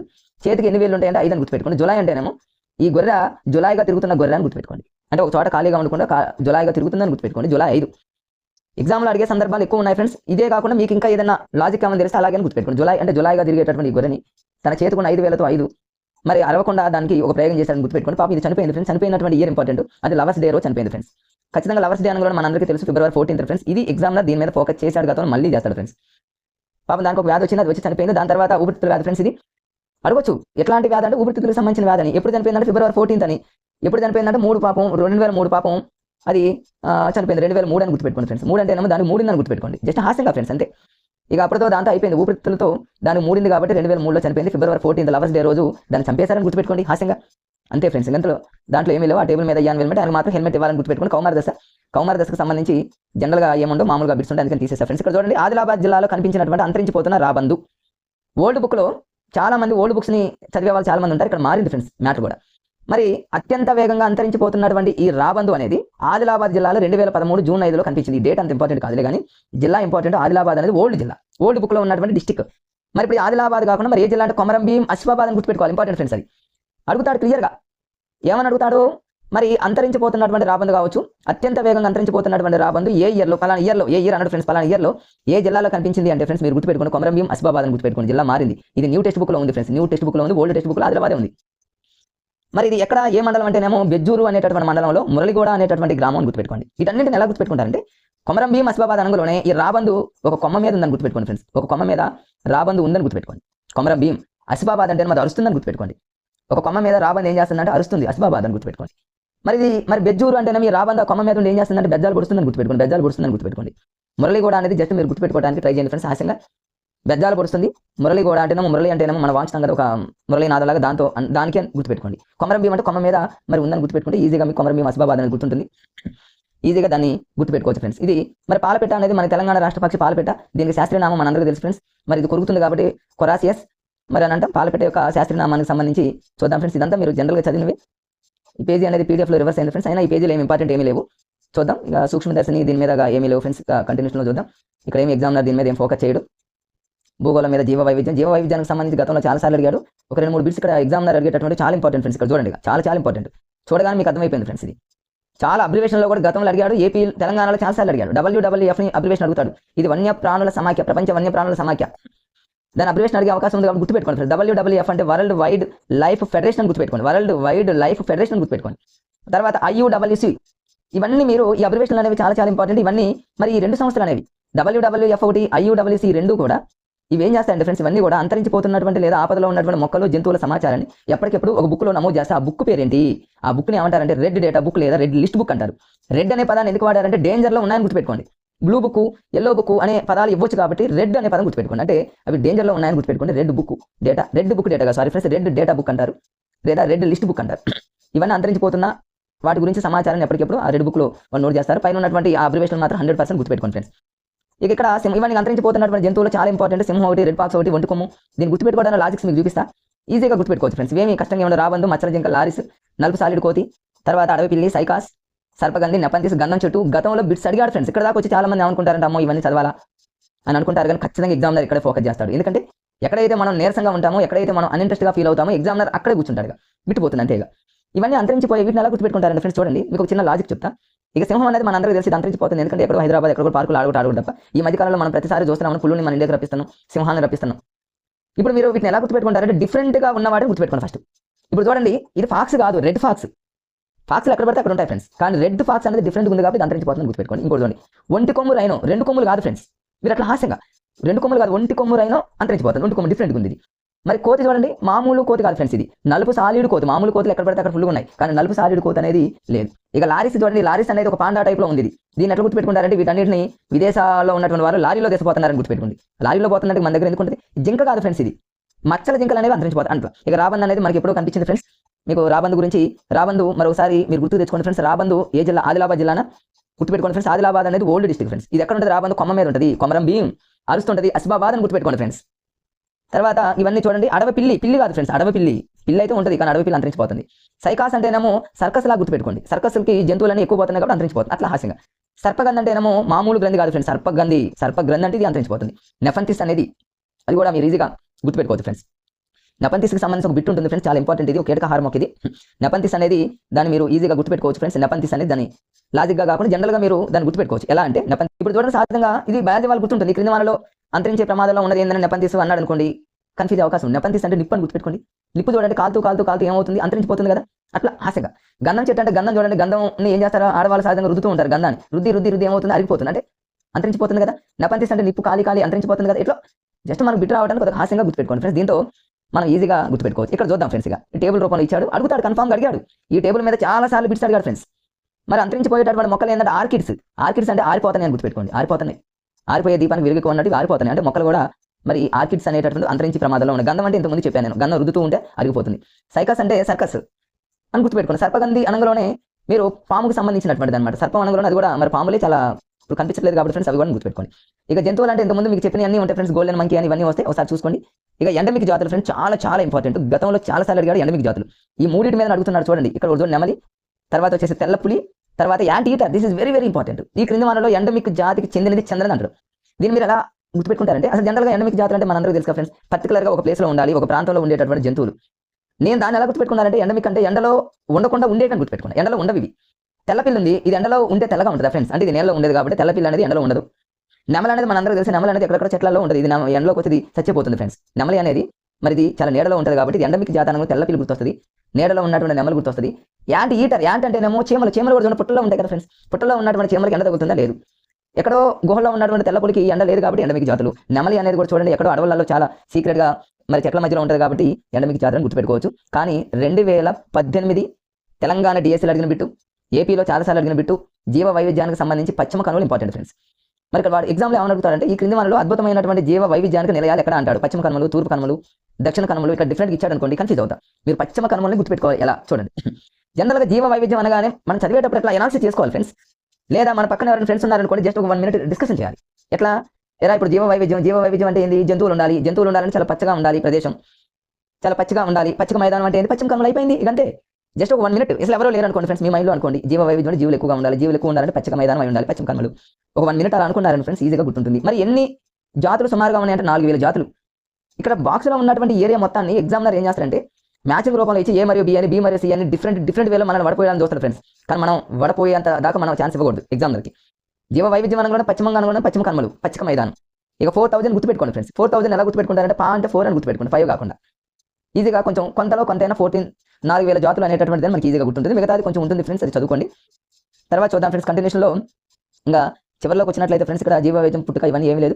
ఇక విదేశీ జాతుల మీద గతంలో బిట్స్ అడిగాడు, చాలా ఇంపార్టెంట్ ఫ్రెండ్స్. విదేశాల నుంచి మన దేశానికి వచ్చినవి రెండే ఉన్నాయి. ఒకటేమో స్పానిష్ ఫ్లాగ్ అంటారు, రెండోది గుర్రపు డెక్క ఫ్రెండ్స్. ఈ రెండు ఇంపార్టెంట్. ఈ రెండు విదేశాల నుంచి మన దగ్గరకు వచ్చాయి. దీన్ని ఎలా గుర్తుపెట్టుకుంటారంటే, స్పానిష్ ఫ్లాగ్ అంటేనేమో మరి స్పానిష్ నుంచి వచ్చిందని గుర్తుపెట్టుకోండి. గుర్రపు డెక్క అంటేనేమో మరి గుర్రం మీద వచ్చిందని గుర్తుపెట్టుకోండి. గుర్రం మీదనే మన భారతదేశానికి వచ్చిందని గుర్తుపెట్టుకోండి. ఈ క్రింది మనలో మరి విదేశాల నుంచి వచ్చినటువంటివి మరి ఏంటి అన్నాడు అనుకోండి ఫ్రెండ్స్. విదేశాల నుంచి వచ్చి మన దగ్గర ఉన్న వాటి మీద ఆక్రమించింది. ఏంటవి? గుర్రపు డెక్క, గుర్రం మీద వచ్చింది. స్పానిష్ ఫ్లాగ్, మన జెండా ఫ్లాగ్ లాగా వచ్చిందని గుర్తుపెట్టుకోండి. ఏదో హాస్యంగా గుర్తుపెట్టుకుంటే కొంతలో కొంత. మనకు పారిశుద్ధ కార్మికులు అంటే కాకులు, ఇదేమి మనం చిన్న ఈజీగా ఉన్నాయి అనుకుంటాం కదా ఫ్రెండ్స్. ఎగ్జామ్లో అడిగే సందర్భాలు ఉంటాయి కాబట్టి అన్ని ప్రతిదీ మీరు టచ్ చేయండి. తర్వాత మరి జీవ వైవిధ్యానికి సంబంధించి tiger project very very important friends. ఖచ్చితంగా ఎగ్జామ్లో అడుగుతారు. ఎందుకు ఎగ్జామ్లో 2024 ఫ్రెండ్స్. ప్రత్యేకంగా చెప్పాలంటే ఈ టైగర్ ప్రాజెక్ట్ అనేది ఓల్డ్ బుక్లో ఉన్న మ్యాటర్ కంటే 2023 ప్రింట్లో మారింది. డిఎస్సీ మిత్రులు ఎవరైతే ఉన్నారో దీన్ని గమనించండి ఫ్రెండ్స్. 2023లో చాలా మ్యాటర్ మారింది. 6th మారింది, 7th, 8th, 9th, 10th. మనం మారలేదు అనుకోని మనం పొరపాటు కనుక చదవలేదు అంటే ఫ్రెండ్స్, ఖచ్చితంగా ఎగ్జామ్లో రాడే కూర్చుంటాడు, మారిని అని ఇస్తాడు. సో ఫ్రెండ్స్, మీరు ఒకసారి పాత బుక్స్ని 2023, 2022లో కూడా 2లో ఉన్నాయి కూడా మారిపోయింది. 2023లో చాలా మంది అనుకోవచ్చు 2022 నా దగ్గర ఉంది, ఎందుకు మారుతుంది 1 year కదా అనుకుంటాం కానీ ఫ్రెండ్స్, అది పొరపాటు. 2022 దగ్గర నుంచి 2023 అంటే 2023లో క్లియర్గా అన్ని పదాలు మార్చేశాడు. టీఎస్సీ ఎస్సీఆర్టీ వాళ్ళు, ఏపీ ఎస్సీఆర్టీ వాళ్ళు క్లియర్గా మార్చారు ఫ్రెండ్స్. కొంచెం అబ్జర్వ్ చేసుకోండి. టెన్షన్ ఏం అవసరం లేదు ఫ్రెండ్స్. ఒకవేళ మీ బుక్స్ లేకపోతే ఆన్లైన్లో దొరుకుతాయి. టీఎస్సీ ఎస్సీఆర్టీ కానీ, ఏపీ ఎస్సీఆర్టీ కానీ మీరు నెట్లో చూసుకున్నట్లయితే క్రోమ్ బ్రౌజర్లో ఈజీగా మీకు దొరుకుతాయి ఫ్రెండ్స్. మరి టైగర్ ప్రాజెక్ట్కి సంబంధించి ఎందుకు అడుగుతాను అంటే వాడు చాలా మార్చేసిండు. జనరల్గా టైగర్ ప్రాజెక్ట్ ఏ ఇయర్ అంటే ఫ్రెండ్స్ 1972. దీన్ని ఎలా గుర్తుపెట్టుకుంటారంటే, టైగర్లో టీ ఉంది ఫ్రెండ్స్, టీ ఫర్ 2 అని గుర్తుపెట్టుకోండి. ఇక టైగర్ అంటే అందరిని ఏడిపిస్తుంది కాబట్టి 7. టీ ఫర్ 2 ఒకటి గుర్తున్నా చాలా మనకు వస్తుంది. అయితే మన భారతదేశంలో ప్రస్తుతం మన దేశంలో ఎన్ని పులి సంరక్షణ కేంద్రాలు ఉన్నాయంటే 50. మీరు ఓల్డ్ బుక్ చూసుకున్నారనుకోండి ఫ్రెండ్స్ 27 ఉంటుంది. చాలా మంది డిఎస్సీ మిత్రులు 27 అని చదువుతారు, కానీ ఎగ్జామినర్లో 27 అనే పదం ఇస్తారు. మీరు చదువుతారని 27 అని కూడా ఇస్తారు. అది చాలా మందికి ఏ అనే ఆప్షన్లోనే 27 అని ఇస్తారు ఫ్రెండ్స్. బి అనే ఎక్కడో డి అనే ఆప్షన్లో 50 అని ఇస్తారు. మీరు డి దాకా బాలేరు, ఏ దగ్గర 27 వచ్చేసిందని పెట్టేస్తారు. కానీ ఇది న్యూ బుక్లో ఉన్న విషయం కొత్తగా పుస్తకాలు చదివిన వాళ్ళకి తెలుస్తుంది. కాబట్టి ఫ్రెండ్స్ డిఎస్సీ మిత్రులు ఎవరైతే ఉన్నారో 2023 ప్రింట్స్ మాత్రమే చూడండి ఫ్రెండ్స్. ఆంధ్ర వాళ్ళైనా తెలంగాణ వాళ్ళైనా ఫ్రెండ్స్ 2023 చూడండి ఫ్రెండ్స్. మీకు ఇప్పటికీ కనుక అందుబాటులో లేకపోతే మీరు ఖచ్చితంగా చూడండి ఫ్రెండ్స్. ఎందుకంటే అంతగా ఎందుకు చెప్తున్నారంటే 2023లో చాలా మారింది, తెలుగు మారింది. మారటం అంటే టాపిక్స్ కాదు ఫ్రెండ్స్, కొన్ని పదాలు మార్చాడు, కొన్ని కొత్తగా ఉన్న పదాలు యాడ్ చేశాడు, అనవసరమైన తీసేశాడు. ఎగ్జామ్లో ఆడే కూర్చుంటాడు. మరి అలాంటి మనం వదిలేస్తే అట్లా వదిలేకూడదు ఫ్రెండ్స్. 50 ఎలా గుర్తుపెట్టుకుంటారంటే ఫ్రెండ్స్, పులి 50-50 అని గుర్తుపెట్టుకోండి. 50-50 టైగర్ అనుగుణంలో 50-50 అని గుర్తుపెట్టుకుంటే, లేదా 50-50 బిస్కెట్ ప్యాకెట్ని టైగర్ తింటదని గుర్తుపెట్టుకోండి. లేదా మొత్తం ఎంత విస్తీర్ణం అంటే ఇవన్నీ చదువుకోండి ఫ్రెండ్స్. ఇవన్నీ జనరల్ పాయింట్స్. 88985 చదరపు కిలోమీటర్ల పరిధిలో ఉంటుంది. అదేవిధంగా ఒక అబ్రివేషన్ ఉంటుంది. 2019 నివేదిక ప్రకారంగా ప్రస్తుతం మన దేశంలో సుమారుగా ఎన్ని పులులు ఉన్నాయంటే ఇది ఇంపార్టెంట్.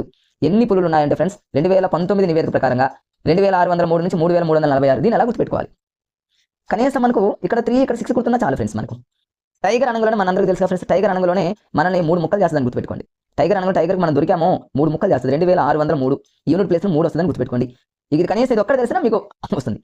మరి టైగర్ అనేది మనల్ని 3 ముక్కలు చేస్తుందని గుర్తుపెట్టుకుంటే చివరిలో 3కి డబల్ 6 అని గుర్తుపెట్టుకోండి ఫ్రెండ్స్. కనీసం అలా లాజిక్గా కొంత గుర్తుపెట్టుకున్న కొన్నిటిని మనం ఎలిమినేషన్ చేయొచ్చు. ఇవన్నీ మీరు జనరల్గా పాయింట్స్ ఉంటే ఇలాంటివి మీరు మిస్ చేయకుండా చూసుకోండి ఫ్రెండ్స్. ఇవన్నీ మరి పాండా ఇవన్నీ తెలుసుగా ఫ్రెండ్స్. పాండా వంటి ఇవన్నీ కూడా అంతరించిపోతున్నటువంటి జంతువులేవి. ఇంతకుముందు మీకు పాండాతో పాటు లారీస్ అనేది ఒకటి చెప్పాను. లారీస్ కూడా అంతరించిపోతుంది. లారీ మీద తీసుకెళ్తున్నారు విదేశాలు, కానీ పాండా కూడా. ఇవన్నీ చూడండి పాండాకు సంబంధించినటువంటి జనరల్గా ఉన్నాయి ఫ్రెండ్స్. ఇవన్నీ మీరు జనరల్ పాయింట్స్గా చూసుకోండి. తర్వాత ఇక్కడ ఇంకేమైనా ఉన్నాయో చూద్దాం ఫ్రెండ్స్. ఎక్కడ కూడా కన్ఫ్యూజ్గా ఉండే వాటిని మనం ఇచ్చేయద్దు. ఎగ్జామినర్ మరి ఇక్కడ కంప్రెస్డ్ కార్డ్ బోర్డు ఇవన్నీ మీరు జనరల్ పాయింట్స్ కింద మీరు చదువుకుంటారు, అది కష్టం కాదు ఫ్రెండ్స్. మరి ఇవన్నీ ఇక్కడ ఏమీ లేవు. ఇక్కడ ఫ్రెండ్స్ ఈ టేబుల్ చూడండి. ఈ టేబుల్తో ఇక ఈ వీడియో అయిపోతుంది, ఎందుకంటే వీడియో కొంచెం పెద్దగా అయింది. ఇది 8th క్లాస్లో మరి న్యూ బుక్లో ఉన్నటువంటి పార్ట్ 1 ఇది.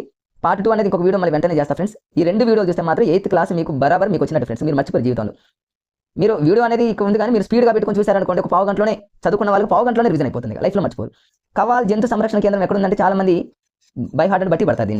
దీన్ని బట్టి పడాల్సిన పని లేదు ఫ్రెండ్స్. చూడండి కవ్వాల్ అనుగులోనే. దీన్ని ఎలా గుర్తుపెట్టుకుంటారంటే ఆదిలాబాద్ అని గుర్తుపెట్టుకోండి. ఈజీగా ఎట్లా గుర్తుపెట్టుకుంటారు ఫ్రెండ్స్ చూడండి, చాలా ఈజీగా. దీన్ని మా రూమ్మేట్స్ అయితే మీరు రెండు విధాలు గుర్తుపెట్టుకో. కవ్వాల వాల్ ఉంది ఫ్రెండ్స్.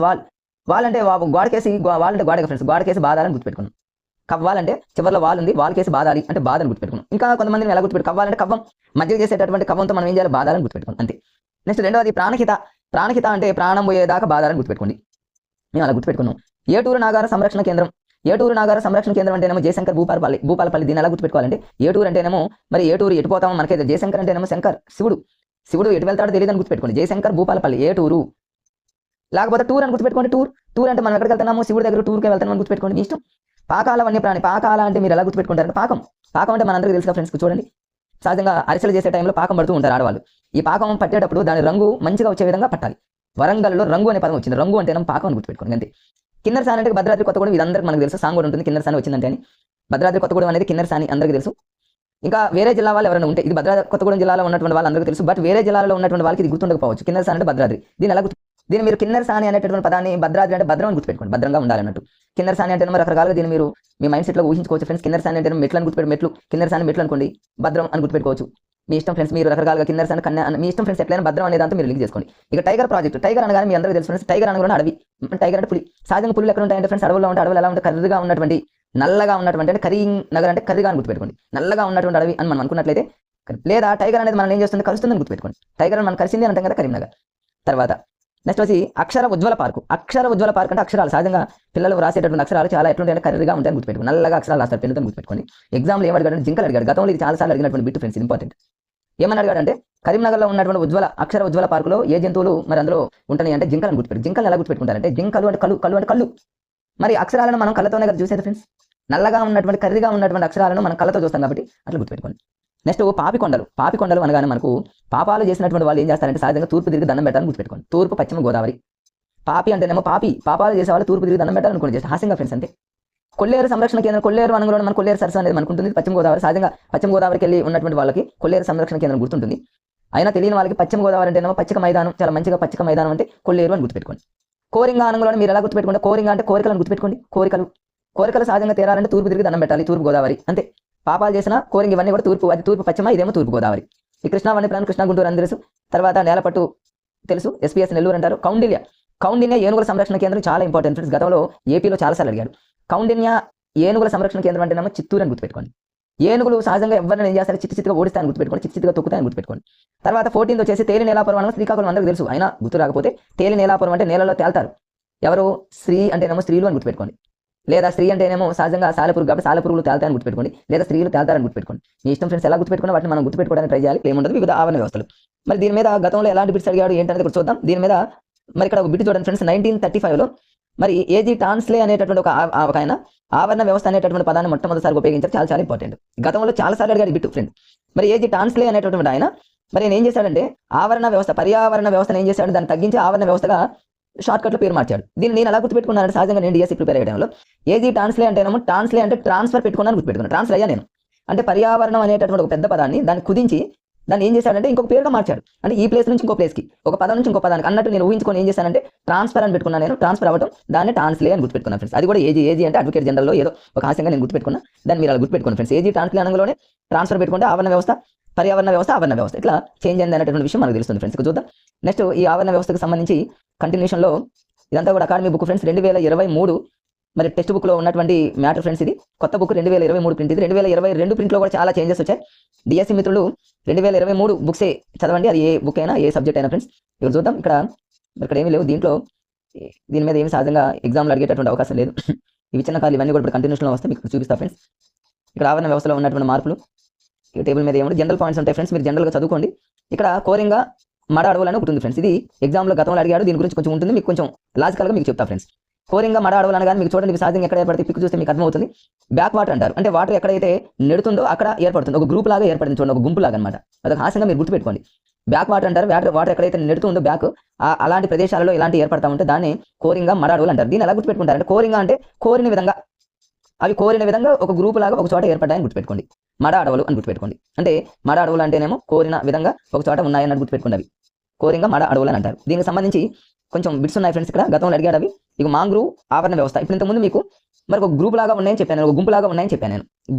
గుంపు అంటే నేను ఇక్కడ మాంగ్రూవ్లో గ్రూప్ అని గుర్తుపెట్టుకున్నా. దీన్నే మాంగ్రూవ్ ఆవరణ వ్యవస్థ అంటారు. అంటే బ్యాక్ వాటర్ అంటారు, అంటే వాటర్ ఎక్కడైతే నెట్టి వేయబడుతుందో అలాంటి ప్రదేశాలలో ఉండేటటువంటి ఆవరణ వ్యవస్థ. దీన్నే కోరింగా అంటే కోరిన విధంగా మడ అడవులను గుర్తుపెట్టుకోండి. మడ అంటేనేమో అవి ఒక మండేటటువంటివి కానివి అని గుర్తుపెట్టుకోండి. ఒక గుంపులాగా మాంగ్రూవ్స్ అంటారు, మాంగ్రూవ్స్ అని గుర్తుపెట్టుకోండి. ఈజీగా గుర్తుంటుంది, అలా మీరు ఈజీగా గుర్తుపెట్టుకోవచ్చు ఫ్రెండ్స్. ఇది మాంగ్రూవ్స్ అంటే మాంగ్రూవ్స్ అని గుర్తుపెట్టుకోండి. గ్రూప్స్ అంటే ఒక గ్రూప్ లాగా కోరిన విధంగా బ్యాక్ వాటర్ అలాంటి ప్రదేశాలలో వాటికి అనుకూలంగా ఉన్నాయని గుర్తుపెట్టుకోండి. సో ఫ్రెండ్స్ ఇక్కడ ఇక మనకి ఎగ్జామినర్ ఫోకస్ చేసేటటువంటి ప్లేస్ వచ్చింది ఫ్రెండ్స్. అదే ఉత్పత్తిదారులు, వినియోగదారులు, విచ్ఛిన్నకారులు అనేటటువంటి 3 విషయాలు మనందరికీ తెలుసు. దీని మీద గతంలో బిట్స్ అడిగాడు, మళ్ళీ అడుగుతాడు ఫ్రెండ్స్. ఉత్పత్తిదారులు అంటే మనందరికీ తెలుసు, జనరల్గా మనం చదివేసి వదిలి పెడతాం. వినియోగదారులు అంటే ఎవరు మనకు తెలుసు, విచ్ఛిన్నకారులు మనకు తెలుసు. అంటే ఉత్పత్తిదారులు, వినియోగదారులు, విచ్ఛిన్నకారులు అనేటటువంటి 3 విషయాలు జనరల్గా చదివి వదిలేకుండా ఫ్రెండ్స్ వాడు ఎగ్జామ్లో ఏం చేస్తాడంటే ఎగ్జాంపుల్స్ అడుగుతున్నాడు. చాలాసార్లు అడిగాడు ఫ్రెండ్స్ ఇది. మరి ఉత్పత్తిదారులు అంటే మనందరికీ తెలుసు, అవి ఫుడ్ని తయారు చేసుకునేటటువంటి మొక్కలు, సూర్యుడి నుంచి కాంతిని యూజ్ చేసుకొని ఫుడ్ని తయారు చేసుకుంటే మనకు తెలుసు. దాని మీద బిట్స్ ఏం అడగడు, కానీ ఎగ్జాంపుల్స్ అడుగుతాడు. దీన్ని ఎలా గుర్తుపెట్టుకోవాలి? ఉత్పత్తిదారులు అనేవి ఎప్పుడు చూడండి ఫ్రెండ్స్, అవి సూర్యుడి నుండి రశ్మిని గ్రహించి మరి ఆహారాన్ని తయారు చేసుకుంటున్నాయంటే అవి ఎప్పుడు కూడా బిజీగా ఉంటాయని గుర్తుపెట్టుకోండి. బిజీగా ఉంటాయి అంటే బిజీ అనేది ఒకటి గుర్తుపెట్టుకోండి. దానికి తోడు ఇంకేం గుర్తుపెట్టుకుంటారంటే ఉత్పత్తిదారులు అనేటటువంటివి మరి వాటికి సూర్యరశ్మే కాదు ఫ్రెండ్స్, వాటికి నీరు కూడా కావాలి. ఆ నీరు అనేది సి అంటే ఏంది, సి దగ్గర నుంచి నీరు కావాలని గుర్తుపెట్టుకోండి. మీకు వెంటనే ఉత్పత్తిదారులు అనగానే మొక్కలు అనే పదం గుర్తొస్తే సి అంటే నీరు, బిజీ అంటేనేమో బిజీగా ఉంటాయని గుర్తుపెట్టుకోండి. ఇక అన్నీ వచ్చేసాయి ఫ్రెండ్స్. ఇక్కడ చూడండి, మీకు సి బిజీ అనేటటువంటి పదంలో ఎస్ అంటేనేమో స్పైరో గైరా అయిపోయింది ఫ్రెండ్స్. దీన్ని మీరు ఎందుకు ఉత్పత్తిదారులకి సి లింక్ పెట్టుకుంటారంటే ఉత్పత్తిదారులు అంటే మొక్కలు అనగా సిఏ కదా ఫ్రెండ్స్. సి అంటే సముద్రం, అంటే వాటర్ దానికి కావాలనుకోండి. ఎస్ అంటేనేమో స్పైరో గైరా అని గుర్తుపెట్టుకోండి. తర్వాత ఈ అంటేనేమో యూలోథ్రిక్స్ అనేటటువంటి పదం. కనీసం 4 ఒకటైనా మనం క్యాచ్ చేస్తే 2-3 ఎలిమినేషన్ కూడా చేసేటటువంటి పరిస్థితి ఉంటుంది ఫ్రెండ్స్. ఏ అంటేనేమో అసిల్లటోసిస్ అంటారు, అసిల్లటోరియా ఫ్రెండ్స్. మరోసారి ఇక్కడ రాస్తా చూడండి ఫ్రెండ్స్. ఉత్పత్తిదారులు అనగానే మీరు ఈజీగా ఏం గుర్తుపెట్టుకుంటారంటే ఉత్పత్తిదారులు అంటే మొక్కలకు నీరు సి నుంచి కావాలి, అవి ఎప్పుడు కూడా ఆహారం తయారు చేసుకుంటే బిజీగా ఉంటాయని గుర్తుపెట్టుకుంటే అన్నీ వచ్చేస్తాయి. మీరు ఎటు నుంచి ఎటైనా చూడండి. ఎస్ అంటేనేమో స్పైరో గైరా అయిపోయింది ఫ్రెండ్స్. ఈ అంటేనేమో యూలోథ్రిక్స్ అనే పదం వస్తుంది. ఏ అంటేనేమో అసిల్లటోరియా అనే పదం వస్తుంది. బి అంటేనేమో బ్లూ ఆకుపచ్చ అంటే నీళ్ళు ఆకుపచ్చ శైవలాలు అయిపోయింది ఫ్రెండ్స్. దాన్ని మీరు అలా నోట్ చేసుకోండి లేదా స్క్రీన్ షాట్ తీసుకోండి ఫ్రెండ్స్. ఇక వినియోగదారులు అనగానే మనం వినియోగదారులను సహజంగా మొక్కలపై ఆధారపడేవి, అంటే ఇవి వినియోగించుకునేవి, అంటే అవి తయారు చేసినటువంటి ఆహారాన్ని తినేవి అని అర్థం. వినియోగదారులు దాని మీద బిట్స్ ఏం అడగారు ఫ్రెండ్స్, ఎగ్జాంపుల్స్ అడుగుతారు. ఈ వినియోగదారులు అనగానే మన లాజిక్ ఎలా గుర్తుపెట్టుకుంటామంటే ఫ్రెండ్స్, ఒక చిన్న లాజిక్ చూడండి. వినియోగము అంటే సహజంగా మనకు సోషల్లో కూడా ఉంటుంది ఫ్రెండ్స్. మనం ఏదైనా ఒక వస్తువును కొన్నప్పుడు వినియోగిస్తాం. లేదా ఇంకో విధంగా దీన్ని ఎలా గుర్తుపెట్టుకుంటారంటే చూడండి, దీన్ని ఎలా గుర్తుపెట్టుకుంటారంటే ఫ్రెండ్స్, వినియోగదారులు అనేటటువంటి పదానికి ఎగ్జాంపుల్స్ ఎలా గుర్తుపెట్టుకుంటారంటే ఇక్కడ చూడండి. ఇక్కడ వినియోగదారుడు అనేటటువంటి ఒక ఆయన తాపీ మేస్త్రి అనుకోండి ఫ్రెండ్స్. ఇక్కడ ఒక తాపీ మేస్త్రి, వినియోగదారుడు అనేటటువంటి ఒక ఆయన ఒక తాపీ మేస్త్రి అనుకోండి. ఈ టాపీ మేస్త్రి అనే ఆయన ఒకసారి ఏదో పనికి వెళ్తున్నాడని గుర్తుపెట్టుకోండి ఫ్రెండ్స్. తన పని చేయడానికి వెళ్తుంటే తన వెంట ఏమి వచ్చిందంటే ఫ్రెండ్స్, ఒక డాగు తన వెంట వచ్చింది. తనతో పాటు ఇంకా ఏమొచ్చిందంటే హైనా అనేటటువంటి ఒక జంతువు కూడా వచ్చింది ఫ్రెండ్స్. ఈ రెండు వచ్చింది అనుకోండి. ఈ టాపీ మేస్త్రి ఏం చేశాడంటే, వినియోగదారుడు ఏం చేశాడు, ఆ రెండింటిని పో అన్నాడు. ఏదో జస్ట్ ఒక హాస్యంగా గుర్తుపెట్టుకోండి ఫ్రెండ్స్. ఇంకొక లాజిక్ కూడా ఉంటుంది, అది కూడా చెప్తా. వినియోగదారుడు అనగానే ఆ వినియోగదారుడు ఎవరంటే టాపీ మేస్త్రి ఏం చేశాడంటే, తన వెంట డాగ్ వచ్చింది, డాగ్తో పాటు హైనా వచ్చింది, ఆ రెండింటిని పో అన్నాడు. ఇప్పుడు చూడండి, టాపీ మేస్త్రిలో తా అంటేనేమో తాబేలు అనేటటువంటి పదం వస్తుంది, మీకు ఒకటి వచ్చేసింది. పి అంటేనేమో ప్రోటోజోవా అనేటటువంటి పదం వచ్చింది. డాగ్ అంటేనేమో డాఫ్ని అనేటటువంటి పదం కూడా తెలుస్తుంది. ఇక్కడ చూడండి, అన్ని ఇక్కడ రాస్తాను. ఇక్కడ చూడండి, తాపీ మేస్త్రి స్క్రీన్ షాట్ తీసుకోండి ఫ్రెండ్స్. వీలుంటే తాపీ మేస్త్రి వెళ్తుంటే తనకి ఎదురుగా డాగ్ వచ్చింది, లేదా తన వెంట డాగ్ హైనా వచ్చింది, లేదా తన వెంట ఇవి పడ్డాయి అనుకోండి. తను ఏం చేశాడు, పో అన్నాడు. తా అంటేనేమో మీకు అర్థమైపోయింది, తాబేలు. పి అంటేనేమో ప్రోటోజోవా. డా అంటేనేమో డాఫ్ని అని గుర్తుపెట్టుకోండి. తర్వాత డాగ్ అంటేనేమో గొట్టం అని గుర్తుపెట్టుకోండి, గొట్ట పురుగు అనమాట, గొట్టం పురుగులను గుర్తుపెట్టుకోండి. తర్వాత హైనాలో హై అంటేనేమో హైడ్రా అని గుర్తుపెట్టుకోండి. నా అంటేనేమో నత్తలను గుర్తుపెట్టుకోండి. పో అన్నాడు కాబట్టి ప్రోటోజోవా, మీ ఇష్టం ఫ్రెండ్స్. ఇంతకుముందు పీతలు అనే పదం కూడా గుర్తుపెట్టుకోవచ్చు. తాపి అంటేనేమో పి అంటే పీతలను గుర్తుపెట్టుకోండి, పో అంటేనేమో ప్రోటోజోవా అని గుర్తుపెట్టుకోండి. ఇది ఒక కోడ్. లేదా ఇంకొక కోడ్ కూడా ఉంది ఫ్రెండ్స్. ఇంకొక జనరల్గా దీన్ని గుర్తుపెట్టుకోవడానికి లాజిక్ ఏంటంటే ఫ్రెండ్స్, వినియోగదారులను సహజంగా అమ్మేవారు అనుకోండి, జనరల్గా వినియోగించేటటువంటి వాళ్ళు, ఏదైనా ఒక వస్తువును అమ్ముకునేటటువంటి వాళ్ళగా ఊహించుకోండి. ఇక వినియోగదారులు అనగానే సహజంగా హైడ్రా అంటే హైదరాబాద్ గుర్తుపెట్టుకోండి. హైదరాబాద్లో వినియోగదారులు ఎక్కువగా ఉంటారని గుర్తుపెట్టుకోండి. హైదరాబాద్లో రొయ్యలు బాగా అమ్ముతారని గుర్తుపెట్టుకోండి, పీతలు బాగా అమ్ముతారని గుర్తుపెట్టుకోండి. లేదా రొయ్యలను బాగా వినియోగిస్తారని గుర్తుపెట్టుకోండి, పీతలను బాగా వినియోగిస్తారని గుర్తుపెట్టుకోండి. ఇట్లా అనమాట. ప్రోటోజో అంటేనేమో ఫోటో అని, ఇట్లా మీరు ఇంకా మీ మైండ్ సెట్కి తగ్గ విధంగా వేరే ఇంకేమైనా లాజిక్స్ గుర్తొచ్చినా కూడా ఫ్రెండ్స్, ఈ వినియోగదారులను మీరు గుర్తుపెట్టుకోవడానికి ట్రై చేయండి. ఎందుకంటే గతంలో ఉత్పత్తిదారుల మీద అడిగాడు, వినియోగదారుల మీద అడిగాడు. ఖచ్చితంగా బిట్ అడిగే ఛాన్స్ ఉంది కాబట్టి ఈ ఏరియా చాలా ఇంపార్టెంట్. ఉత్పత్తిదారులు అంటేనేమో సి బిజీ అని గుర్తుపెట్టుకోండి, వినియోగదారులు అంటేనేమో తాపీ మేస్త్రి అని ఆయన వినియోగదారుడు అయితే తన వెంట డాగు హైన అమలు పెడితే పో అన్నాడని గుర్తుపెట్టుకోండి, మీకు అన్ని వచ్చేస్తాయి ఫ్రెండ్స్. తర్వాత కంటిన్యూషన్లో చూద్దాం ఫ్రెండ్స్. ఇక్కడ ఇవన్నీ జనరల్ పాయింట్స్, ఇవన్నీ అవసరం లేదు. ఎడారి ఆవరణ వ్యవస్థ ఇందులో ఏముండదు. సముద్రాన్ని గురించి జనరల్ ఒక పదం ఉంటుంది, చదువుకోండి ఫ్రెండ్స్. ఈ టేబుల్ మీద ఏం అడిగే అవకాశాలు లేవు. తర్వాత వచ్చేసి ఉత్పత్తిదారులు ఆల్రెడీ చెప్పడం జరిగింది. వినియోగదారులు విచ్ఛిన్నకారులు అంటేనేమో వాటిని మళ్ళీ విచ్ఛిన్నం చేసి మళ్ళీ భూమిలోకి రిలీజ్ చేయడం, అది మీ అందరికీ తెలుసు. తర్వాత వృక్షాలు, ఇవన్నీ మీకు అవసరం లేదు ఫ్రెండ్స్, జనరల్ టాపిక్స్ అవన్నీ. తర్వాత ఇక్కడ అడవి ఆవరణ వ్యవస్థల మీద దీని మీద ఏముండదు ఫ్రెండ్స్. జనరల్ పాయింట్స్ అంటే ఇవన్నీ చదువుకొని సరిపోతుంది. మనకి ఏంటంటే ఎగ్జామినర్ కొన్ని ఏరియాల మీద ఎక్కువ దృష్టి పెడతాడు, వాటిని మనం క్యాచ్ చేయాలి ఫ్రెండ్స్.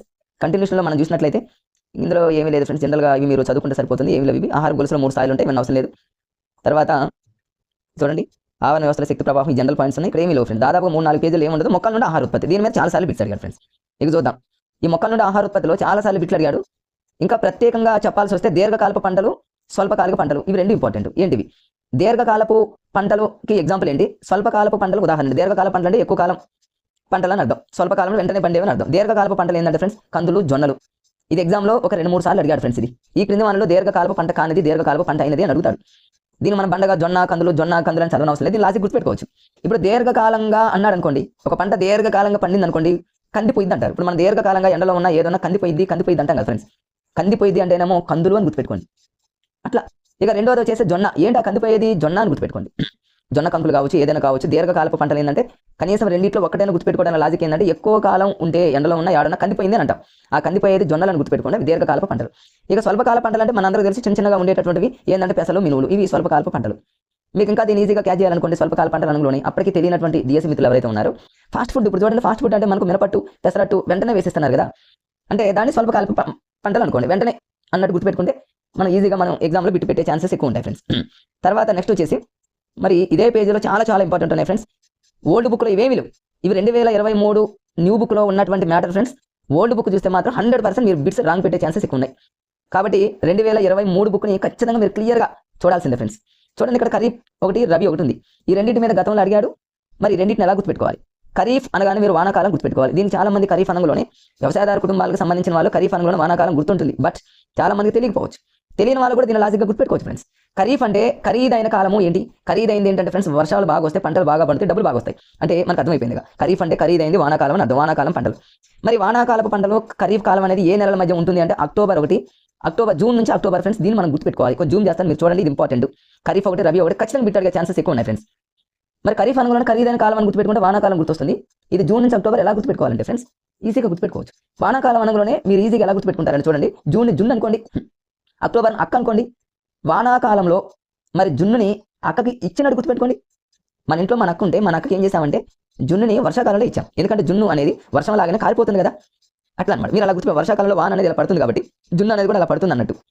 అంటే జున్ను అనుకుంటే జూన్ అని గుర్తుపెట్టుకోండి. ఒకవేళ జున్ను అనే పదాన్ని మీరు జూలై అనుకోకండి, ఎందుకంటే ఫ్రెండ్స్ జూన్ అంటే స్కూల్స్ ఓపెనింగ్ టైం. పాఠశాలలో ఓపెన్ అయ్యే టైం కాబట్టి మీరు జూన్ నుంచి అక్టోబర్ ఈజీ గుర్తుపెట్టుకోవచ్చు. ఏదైనా 4 months friends, June, July, August, September, October. అంటే దీన్ని ఇలా మీరు గుర్తుపెట్టుకోండి. జున్ను ప్లస్ అక్క, జున్నక్కలాగా గుర్తుపెట్టుకుంటే వానాకాలం, ఖరీఫ్ కాలం గుర్తుంటుంది. ఓకే, మరి ఈ ఖరీఫ్ కాలంలో పండేటటువంటి పంటలు చాలా సందర్భాలు అడిగాడు, చాలా చాలా ఇంపార్టెంట్. అసలు ఈ ఏరియానే ఇంపార్టెంట్. అంతే, ఇది మీరు చదవలేదనుకోండి ఫ్రెండ్స్, ఎగ్జామ్లో ఖచ్చితంగా ఇక్కడే కూర్చుంటాడు, ఖచ్చితంగా ఇక్కడే బిట్స్ ఇచ్చే ఛాన్సెస్ ఎక్కువ ఉన్నాయి. మరి ఖరీఫ్ కాలం పంటలు, ఖరీదైన కాలం, వానాకాలం పంటలు ఏంటి అంటే దీనికి ఒక లాజిక్ ఈజీగా ఉంటుంది ఫ్రెండ్స్. చూడండి, వానాకాలం మనం ఏం చేస్తామంటే ఫ్రెండ్స్, ఇక వానాకాలం అనగా వర్షాకాలంలో వరి, ఇది అందరికీ తెలుసు. వరి అంటే సహజంగా వానాకాలంలోనే పడుతుంది కదా ఫ్రెండ్స్. ఒకవేళ అప్పటికి అది మనకు తెలియదు. వర్షాకాలంలో మనం ఏం చేస్తామంటే ఫ్రెండ్స్, సహజంగా చూడండి ఇళ్లలో అట్లు చేసి ఇస్తూ ఉంటారు వాళ్ళ ఇంట్లో వాళ్ళు, మదర్ కానివ్వండి, వైఫ్ కానివ్వండి. సహజంగా అట్లు, అది మరి వరితో చేసినటువంటి బియ్యంతో చేసిన అట్టు కావచ్చు, మిరపట్టు కావచ్చు, మిరప కాదు సారీ ఫ్రెండ్స్, మినుములతో చేసినటువంటి అట్టు కావచ్చు అనుకోండి. అంటే వర్షాకాలంలో మనం ఏం చేస్తామంటే వరితో చేసినటువంటి అట్టు కానివ్వండి, మినుములతో చేసిన అట్లు కానివ్వండి తింటామని గుర్తుపెట్టుకోండి. అదేవిధంగా ఇదే వర్షాకాలంలో వైరస్ ఎక్కువగా, క్రిములు ఎక్కువగా వస్తాయి కాబట్టి కాళ్ళకు కానివ్వండి, గడపలు కానివ్వండి పసుపు పోస్తారని గుర్తుపెట్టుకోండి. ప్రతిదీ వర్షాకాలానికి లింక్ చేసుకోండి ఫ్రెండ్స్, వర్షాకాలానికి లింక్ చేయండి. వర్షాకాలం అంటే క్రిములు ఎక్కువ వస్తాయి కాబట్టి పసుపు రాస్తాం. అదేవిధంగా ఇంకా వర్షాకాలంలో ఇంకా ఏం చేస్తామంటే ఫ్రెండ్స్, అట్లు తింటాం, వరితో కానివ్వండి, మినుములతో కానివ్వండి అట్లు తింటామని గుర్తుపెట్టుకోండి. ఇంకా వర్షాకాలంలో ఇంకా ఏం చేస్తామంటే ఫ్రెండ్స్, మనకు వర్షాకాలం జోరున వర్షం పడేటప్పుడు మిరపకాయలు బజ్జీలు చేసుకొని తింటామని గుర్తుపెట్టుకోండి. ఒకవేళ మిరపకాయలు బజ్జీలు తినేటప్పుడు నోరు మంట పడతా ఉంటే చెరుకు గడలు తింటామని గుర్తుపెట్టుకోండి. ఇక రెండు మిగిలిపోయినాయి ఫ్రెండ్స్, ఒకటేమో జొన్న, రెండోదేమో పత్తి. ఈ రెండింటిని ఎలా గుర్తుపెట్టుకుంటారు ఫ్రెండ్స్, ఖరీఫ్ అంటే ఖరీదైనవి, ఈ రెండు ఖరీదైనవి గుర్తుపెట్టుకోండి. పత్తి చాలా ఖరీదు, చూడండి పత్తి చాలా కాస్ట్ ఉంటుంది ఫ్రెండ్స్, అందుకని పల్లెటూళ్ళలో పత్తిని ఎక్కువగా పండిస్తూ ఉంటారు రైతులు. అదేవిధంగా జొన్నలు కూడా చాలా కాస్ట్ అని గుర్తుపెట్టుకోండి ఫ్రెండ్స్. జొన్నలు, మొక్కజొన్నలు కదా జొన్న అంటే, జొన్న పత్తి రెండు ఖరీదని గుర్తుపెట్టుకోండి. మిరపకాయ బజ్జీలు వేసుకుంటే తింటాను గుర్తుపెట్టుకోండి. మంట పుడితే చెరుకు తింటాను గుర్తుపెట్టుకోండి. వైరస్ వస్తే పసుపు అని గుర్తుపెట్టుకోండి. మినపో అట్లు తింటాను గుర్తుపెట్టుకోండి. వరి, ఇవన్నీ చూడండి ఖరీఫ్ కాలం, వానాకాలం, అక్క, జున్నక్క అయిపోయింది ఫ్రెండ్స్. తర్వాత వచ్చేసి ఫ్రెండ్స్ ఇక్కడ చూడండి యాసంగి పంటలు. ఓల్డ్ బుక్లో యాసంగి అనేటటువంటి పదం ఇవ్వాల, మీరు చూడండి కావాలంటే ఫ్రెండ్స్. ఓల్డ్ బుక్లో కేవలం అక్టోబర్ నుంచి జనవరి వరకు వస్తుంది, అది రబీ పంట. రబీ అనే పదం ఆడాడు. రబీ అనేటటువంటి పదానికి మరొక అర్థం ఏంటంటే ఫ్రెండ్స్, యాసంగి. యాసంగి అంటారు. దీన్ని ఎలా గుర్తుపెట్టుకుంటారంటే, యాసంగి అంటే యాస. యాస చూడండి, చాలా మంది యాస ఒక్కొక్క యాస ఒక్కొక్క రకంగా ఉంటుంది. తెలంగాణలో ఒక యాస ఉంటుంది, ఆంధ్రాలో ఒక యాస ఉంటుంది. అంటే ఇట్లా యాస రావడానికి కారణం మీరు చలికాలం అని గుర్తుపెట్టుకోండి. అంటే ఇప్పుడు రబీ అంటే చలికాలం అని గుర్తుపెట్టుకోండి ఫ్రెండ్స్. రబీ అంటే చలికాలం అనమాట. యాసంగి అంటే చలికాలంలో వచ్చేటటువంటి పంటలు. మరి అక్టోబర్ నుంచి జనవరిని ఎలా గుర్తుపెట్టుకుంటారంటే, మీకు ఇంతకుముందు జున్నక్క అంటేనేమో జూన్ టు అక్టోబర్ అన్నారు కదా ఫ్రెండ్స్. ఇక మిగిలిన అక్టోబర్ నుంచి జనవరిగా కంటిన్యూషన్ అనమాట. ఇది దీన్ని యాసంగి అంటారు, చలి అంటారు, లేదా రబీ పంటలు అని కూడా అంటారు ఫ్రెండ్స్, గుర్తుపెట్టుకోండి. మరి ఈ రబీ కాలానికి సంబంధించిన పంటలకి కోడ్ మనం ఎలా గుర్తుపెట్టుకోవాలి, ఇవన్నీ ఇంపార్టెంట్. వీటిని ఎలా గుర్తుపెట్టుకోవాలి, రబీ అన్న యాసంగి అన్న ఒకటే ఫ్రెండ్స్. మరొకసారి దీన్ని గుర్తుపెట్టుకోవాలి, మర్చిపోవద్దు. యాసంగి అంటే యాస యాస మారుతుంది. చలి అంటే చలికాలంలో మనం ఉనుగుతూ ఉంటాం కదా ఫ్రెండ్స్. చలికాలంలో బాగా ఉనుగుతూ ఉన్నప్పుడు మనం మాట్లాడే మాట ఒక రకంగా వస్తుందంటే యాస మారుతున్నట్లు గుర్తుపెట్టుకోండి రబీ. మరి రబీ కాలంలో పండేటటువంటి పంటలు ఏంటంటే బార్లీ, జీలకర్ర, ధనియాలు, ఆవాలు, శనగలు. మరి వీటిని ఎలా గుర్తుపెట్టుకోవాలి, చలికాలంలో ఉన్నటువంటి అన్ని గుర్తుపెట్టుకోవచ్చు ఫ్రెండ్స్. ఇప్పుడు చూడండి చలికాలం అనగానే సహజంగా ఏం చేస్తారు, శనక్కాయలు. చూడండి ఆంధ్రప్రదేశ్లో కానివ్వండి, తెలంగాణలో కానివ్వండి, చలికాలంలో ఏం చేస్తారంటే మంటలు వేసుకుంటూ ఉంటారు. ఆ మంటల దగ్గర శనక్కాయలు కాల్చుకొని తింటారని గుర్తుపెట్టుకోండి. మరి అదేవిధంగా ఈ చలికాలంలోనే ఏం చేస్తారంటే ధనం బాగా వస్తుందని గుర్తుపెట్టుకోండి. ధనం అంటే చలి, ధనియాలు అన్నట్టు గుర్తుపెట్టుకోండి ఫ్రెండ్స్ మీరు. తర్వాత ఫ్రెండ్స్ ఇక్కడ చూడండి బార్లీ అంటే మనందరికీ తెలుసు ఫ్రెండ్స్, చలికాలంలో బాగా డ్రింక్ చేస్తారని గుర్తుపెట్టుకోండి. జీలకర్ర అనే పదం ముందుగా కర్రలతోనే చలి మంటలు వేసుకుంటామని గుర్తుపెట్టుకోండి. తర్వాత ఫ్రెండ్స్ ఆవాలు అంటేనేమో మరి ఇక్కడ ఆవు అని గుర్తుపెట్టుకుని, ఆవులు కూడా సహజంగా చలికాలంలో మరి బయటకు వెళ్లకుండా ఇంట్లో అట్లా మీరు ఒక హాస్యంగా అన్ని గుర్తుపెట్టుకుంటే ఫ్రెండ్స్. ఇక చూడండి రబీ అనగానే యాసంగి. యాస ఎప్పుడు మనం మాట్లాడతామంటే చలి ఎక్కువగా పుడుతున్నప్పుడు అట్లా లింక్ చేసుకోండి. మరి యాసంగి పంటలో, రబీ పంటల అనంగంలోనే యాస మారింది, చలి అనంగంలోనే శనకాయలు కాల్చుకుని తింటాం. కర్రలు కావాలి, జీలకర్ర. బార్లీ అంటేనేమో డ్రింక్ చేస్తారు. ఆవాలంటేనేమో ఆవులను గుర్తుపెట్టుకోండి. ధనియాలంటేనేమో మీ ఇష్టం ఫ్రెండ్స్, ధనియాలి అంటే నేను ధనం అని గుర్తుపెట్టుకున్నా. మీరు మీ ఇష్టం ఏదైనా లాజిక్ ఉంటే మీరు దాన్ని అప్లై చేసుకోవచ్చు. ఇట్లా ఇవన్నీ మీరు చదవండి ఫ్రెండ్స్, వీటి మీద ఖచ్చితంగా ఫోకస్ చేస్తారు ఎగ్జామ్లో. ఇంకా మీకు ఏమైనా డిఫరెంట్గా కోర్స్ వచ్చినా కూడా చూడండి. ఇక దాని తర్వాత కన్ఫామ్గా ఫ్రెండ్స్ ఈ 2024లో కన్ఫామ్గా నేను ఎక్స్పెక్ట్ చేస్తున్నటువంటి ఏరియా వచ్చేసి ఇది కన్ఫామ్. ఎందుకు అంటున్నానంటే ఫ్రెండ్స్, ఇది ఓల్డ్ బుక్లో ఈ మ్యాటర్ ఉంది కానీ పదాలన్నీ యాడ్ చేశారు కొత్తగా. ఓల్డ్ బుక్లో ఇవేమి లేవు. దీర్ఘదీప్తికాల మొక్కలు అనే పదం ఈ 2023 ప్రింట్లోనే ఇచ్చాడు. సో నేను ఖచ్చితంగా ఎక్స్పెక్ట్ చేస్తాను ఈ ఏరియా. దీన్ని మనం ఎలా గుర్తుపెట్టుకోవాలి, ఈజీగా గుర్తుపెట్టుకునేటటువంటి లాజిక్స్ ఉన్నాయి చూడండి ఫ్రెండ్స్. జనరల్గా పంటలు రెండు రకాలు ఉన్నాయి. స్వల్ప రాత్రికాల పంటలు అంటే రాత్రి సమయం తక్కువగా ఉన్నప్పుడు పండే పంట, అధిక రాత్రికాల పంటలని రెండు ఉన్నాయి ఫ్రెండ్స్. ఈ స్వల్ప రాత్రికాల పంటలకి మరొక పేరు ఉంది, అది మనం తర్వాత చూద్దాం. స్వల్ప రాత్రికాల పంటలకు ఉదాహరణ వచ్చేసి ఫ్రెండ్స్ గోధుమ అంటే మీకు ఇందులోనే ఉంది చూడండి ఫ్రెండ్స్. గో అంటే పద, గో అంటే త్వరగా వెళ్ళిపోతుంది. అంటే త్వరగా వెళ్ళిపోతుంది అంటే స్వల్ప రాత్రికాలం అంతే కదా ఫ్రెండ్స్. గో అంటే వెళ్ళిపోతుంది, స్పీడ్గా వెళ్ళిపోయింది. గో అంటే గోధుమ, తొందరగా వెళ్ళిపోయింది, అది స్వల్ప రాత్రికాల పంటలు. దీనికి మరొక పేరు ఏంటంటే దీర్ఘదీప్తికాల మొక్కలు. ఇది చాలా ఇంపార్టెంట్. రేపు ఎగ్జామ్లో ఈ క్రింది వానలో దీర్ఘదీప్తికాల మొక్కలకు ఉదాహరణ అన్నాడు అనుకోండి, ఓల్డ్ బుక్లో ప్రిపేర్ అయ్యే వాళ్ళు స్వల్ప రాత్రికాల పంటలని ప్రిపేర్ అవుతారు. 2022 వరకు ఉంటుంది. మరి దీర్ఘదీప్తికాల మొక్కలు అనేవి డిఫరెంట్గా కొత్త బుక్లో ఉంది కాబట్టి కన్ఫ్యూజ్ అయ్యే అవకాశం ఉంటుంది. స్వల్ప రాత్రికాల పంటలకి మరొక పేరు దీర్ఘదీప్తికాల మొక్కలను గుర్తుపెట్టుకోండి ఫ్రెండ్స్. అంటే గో అంటే తొందరగా వెళ్ళిపోతున్నాయి కాబట్టి గోధుమ. ఎలా గుర్తుపెట్టుకోవాలి నేను మళ్ళీ చెప్తా ఫ్రెండ్స్ ఇప్పుడే. ఇక నెక్స్ట్ వచ్చేసి రెండవది దీర్ఘ రాత్రికాల పంటలు. దీర్ఘరాత్రి అంటేనేమో ఎక్కువ రాత్రి మనం నిద్రపోవాలి అంటే మన నెత్తి కింద దిండు ఉండాలి ఫ్రెండ్స్. నెత్తి కింద దిండు ఉండాలి అంటే ఫ్రెండ్స్ ఖచ్చితంగా దిండు పత్తితో చేసింది ఉండాలి. అంతేగా ఫ్రెండ్స్, దిండులో పత్తిగా ఉండేది పత్తి అయిపోయింది. మరి ఆ దిండు మీద మనం తలబెట్టి దీర్ఘకాలం నిద్రపోయే సమయంలో ఖాళీగా ఉంటామో మనం మొక్కజొన్న కంకులు తినుకుంటూ పడుకుంటాం గుర్తుపెట్టుకోండి. జస్ట్ ఒక హాస్యంగా మన నైట్ పూట పిల్లో మీద తలకా పెట్టి, దిండు మీద తలకా పెట్టి మొక్కజొన్న కంకు తింటున్నట్టు మీరు ఊహించండి. పత్తి మొక్కజొన్న అనుగుణ దీర్ఘరాత్రి కాలం అనేటటువంటి పదం అంటే ఎక్కువ కాలం హాయిగా నిద్రపోవచ్చు. మొక్కజొన్న కంకి మంచి దిండు ఉంటే హాయిగా ఎక్కువ కాలం నిద్రపోవచ్చు. దీన్ని ఏమంటారంటే హ్రస్వ దీప్తికాల మొక్కలు. దీన్ని ఎలా గుర్తుపెట్టుకుంటారంటే ఫ్రెండ్స్ హెచ్డి అని గుర్తుపెట్టుకోండి. హెచ్డి స్క్రీన్ అంటాం కదా ఫ్రెండ్స్, మనం హెచ్డి థియేటర్ హెచ్డి స్క్రీన్ అంటాం కదా. హెచ్డి స్క్రీన్ అంటే ఏంటి ఫ్రెండ్స్, ఎక్కువ టైం గడపడం, ఎక్కువ టైం బాగుంటుంది. హెచ్ అంటేనేమో హ్రస్వ దీప్తికాల మొక్కలు, డి అంటేనేమో దీర్ఘ రాత్రికాల పంటలను గుర్తుపెట్టుకోండి అంతే. ఈ హెచ్డి అనే పదం గుర్తొస్తే ఆటోమేటిక్గా స్వల్పకాల పంటలు వస్తుంది, దీర్ఘ దీప్తికాల మొక్కలు ఈజీగా గుర్తుంటుంది. ఎందుకంటే హెచ్డి అంటేనేమో హెచ్ అంటేనేమో హ్రస్వ దీప్తి, డి అంటేనేమో దీర్ఘ దీప్తికాల. పత్తి మొక్కజొన్న గుర్తొస్తుంది, గో అంటేనో గోధుమ. ఇవన్నీ మీకు వచ్చేస్తే కన్ఫామ్గా ఫ్రెండ్స్. ఈ వీడియో మీరు నిజంగా ఈ వీడియోని పర్ఫెక్ట్గా కనుక మీరు చూసినట్లయితే మీకు కన్ఫామ్గా 2-3 బిట్లు కన్ఫామ్గా మీరు పెట్టినట్టు ఎగ్జామ్లో. చూద్దాం ఫ్రెండ్స్. నెక్స్ట్ ఇదే కంటిన్యూషన్లో మరి ఎగ్జామినర్ ఫోకస్ చేసే ఏరియా ఏందో చూద్దాం. తర్వాత ఇక్కడ ఇదేమి దీని మీద ఏం అడగడు ఫ్రెండ్స్. ఇక్కడ రవి అంటే ఇక్కడ ఇచ్చాడు చూడండి ఫ్రెండ్స్. మరోసారి మీకు క్లారిటీ కోసం ఇక్కడ చెప్తాను, మర్చిపోకుండా ఫ్రెండ్స్. ఖరీఫ్ అంటే ఖరీదైందంటే వానలు పడితే పంటలు పడితే డబ్బులు వస్తే ఖరీదైంది. రవి అంటేనేమో యాసంగి, మన యాస మారేది చలికాలం, చలికాలం అన్న యాసంగి అన్న రవి. యాసంగి అంటే మన యాస మారుతుంది చలికాలం, దాన్ని రవి అంటారు. రవి అని గుర్తుపెట్టుకోండి.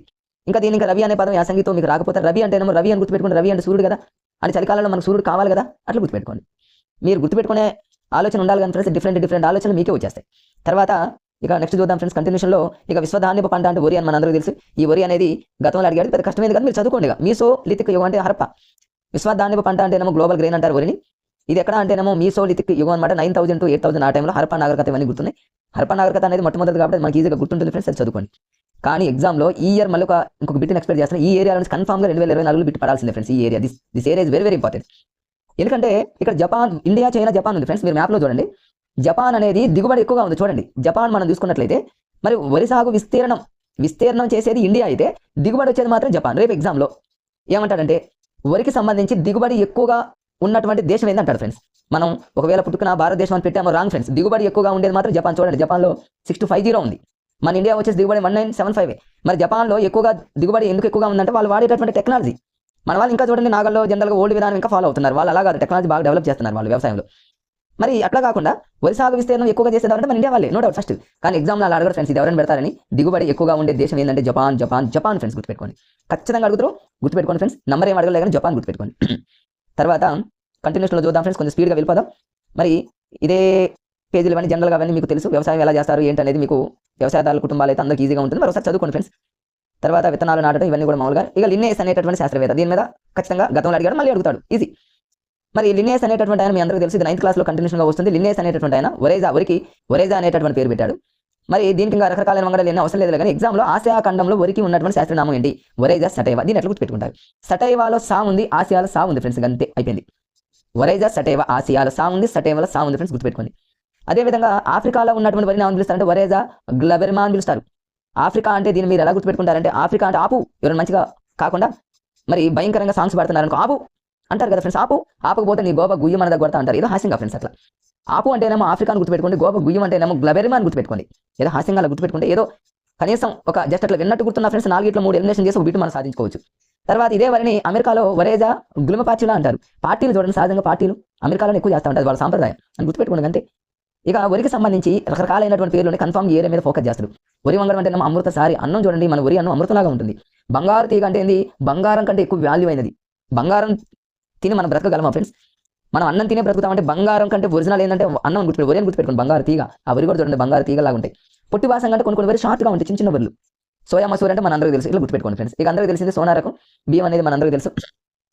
ఇక్కడ విత్తనాలు ఎంపిక ఇవన్నీ కూడా జనరల్గా ఉన్నాయి, చూసుకోండి ఫ్రెండ్స్. ఇదంతా జనరల్ బిట్స్ ఉంటాయి, ఇవన్నీ మీకు జనరల్గా చదువుకుంటారు. కొంచెం కష్టంగా ఉన్నటువంటి ఏరియా ఏడుందో వాటి మీద మనం దృష్టి పెడదాం. ఎగ్జామినర్ కూడా వాటి మీద గతంలో ఇవన్నీ ఫేస్ చేశాడు కాబట్టి ఈ పేజీలో ఏమో విత్తనాలు, గొర్రెలు ఇవన్నీ ఏముంటుంది ఫ్రెండ్స్, రసాయనాలు ఇవన్నీ ఏముంటుంది చదువుకుంటారు మీరు. తర్వాత పేజీలో వచ్చేసి ఇక్కడ చూడండి వాహకాలు, కీటకాలు ఇవి కూడా ఏం అవసరం లేదు. ఇవన్నీ మీతేలు, డైమీతలు ఇవన్నీ కూడా జనరల్గా చదువుకుంటే వస్తాయి ఫ్రెండ్స్. అవి కష్టంగా ఉన్న వాటిని ఎగ్జామినర్ కూడా బిట్స్ తయారు చేసేటప్పుడు ఇలా అన్ని ప్రతి పేజీ చూస్తాడు. 2023 ప్రింట్లో ప్రతి పేజీ చూస్తూ ఇక్కడ ఆగుతాడు, 1 minute ఇక్కడ ఆగి ఎగ్జామినర్ ఖచ్చితంగా ఇక్కడ బిట్ ఇవ్వడానికి ఫోకస్ చేస్తాడు.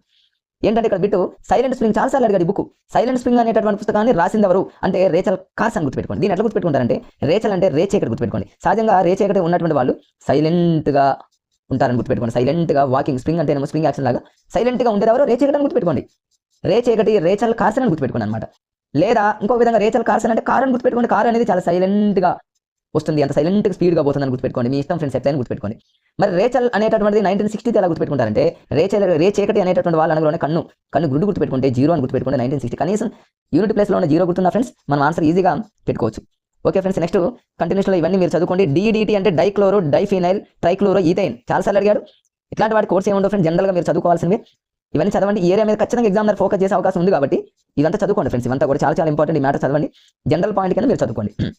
తర్వాత నెక్స్ట్ కంటిన్యూషన్లో చూద్దాం. ఇక్కడ రైతులకు సంబంధించింది ఎరువులు, రైతులు ఇవన్నీ ఏం అవసరం లేదు ఫ్రెండ్స్. ప్రతి బిట్ కూడా మీకు మిస్ అవ్వకుండా టెక్స్ట్ బుక్లో ఉన్న ప్రతిదీ కూడా లైన్ టు లైన్ మీకు లాజిక్గా చెప్తున్నా ఫ్రెండ్స్. ఇవన్నీ మేము చదువుకోండి ఫ్రెండ్స్. గతంలో మేము ఈజీగా మాకు జాబ్ రావడానికి ఇవన్నీ లాజిక్స్ అనేవి మాకు యూజ్ అయినాయి.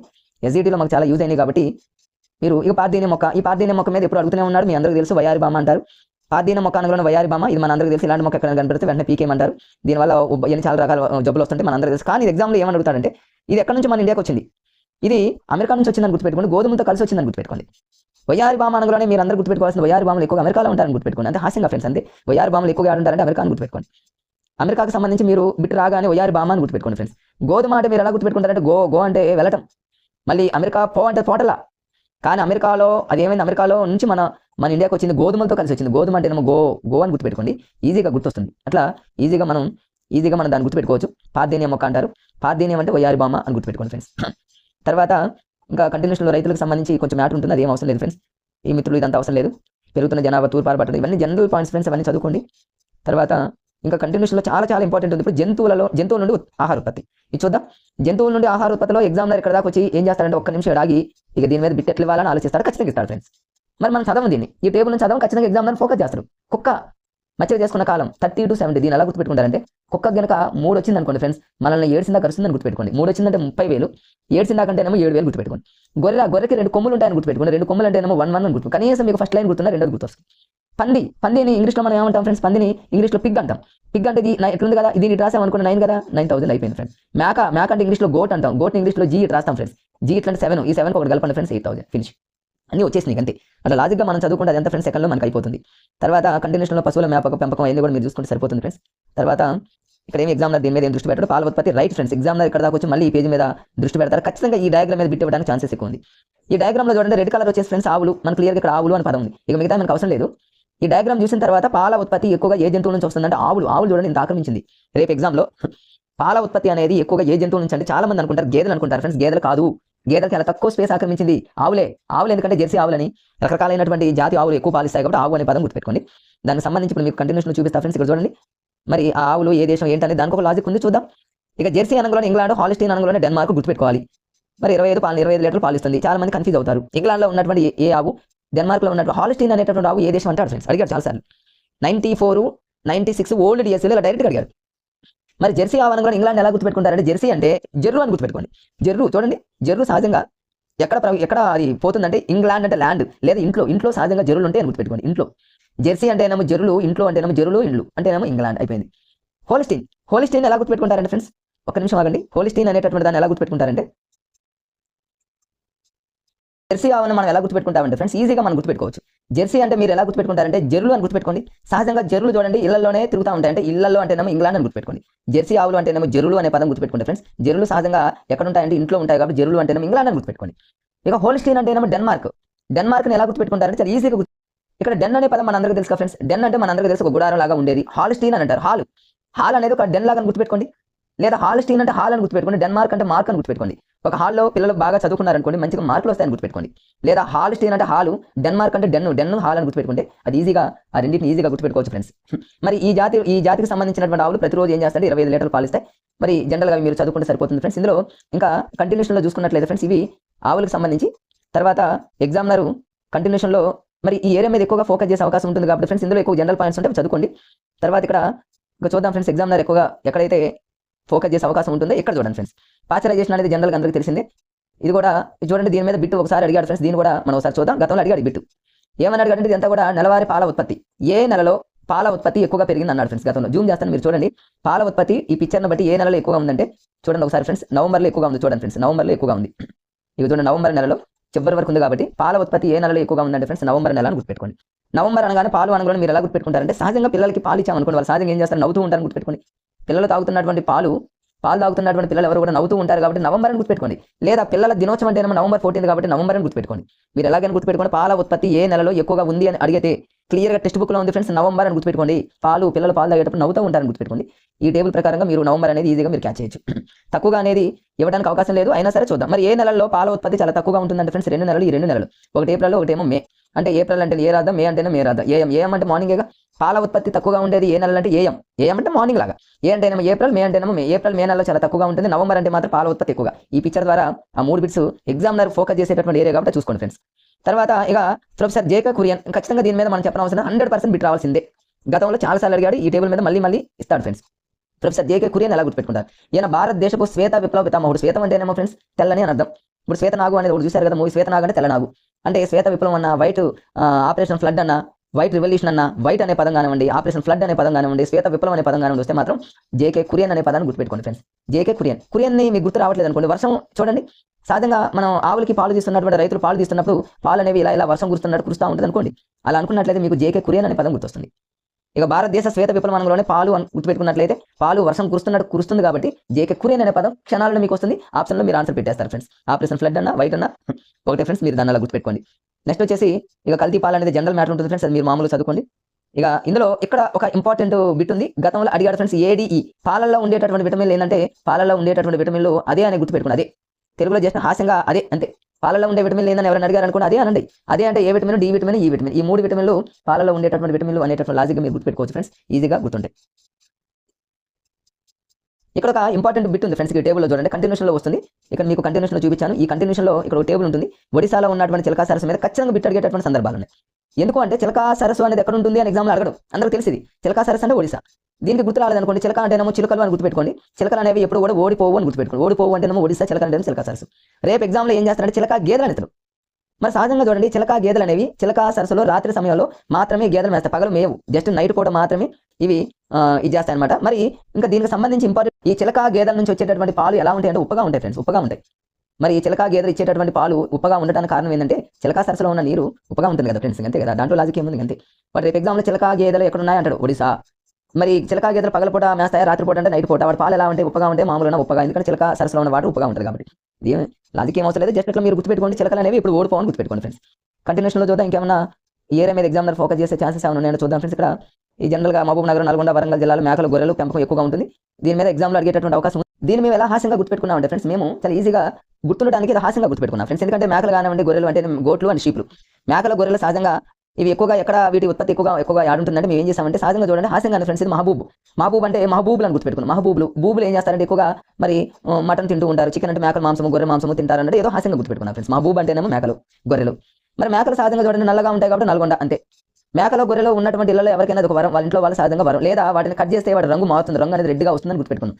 అంటే వాటి రంగు అనగానే వరంగల్ వస్తుంది, నల్లగా ఉంటాయి కాబట్టి నల్గొండ గుర్తొస్తుంది. మహబూబులు ఎక్కువగా బూబులు ఎక్కువగా అనుకున్నాం కాబట్టి మేకలు, గొర్రెలు.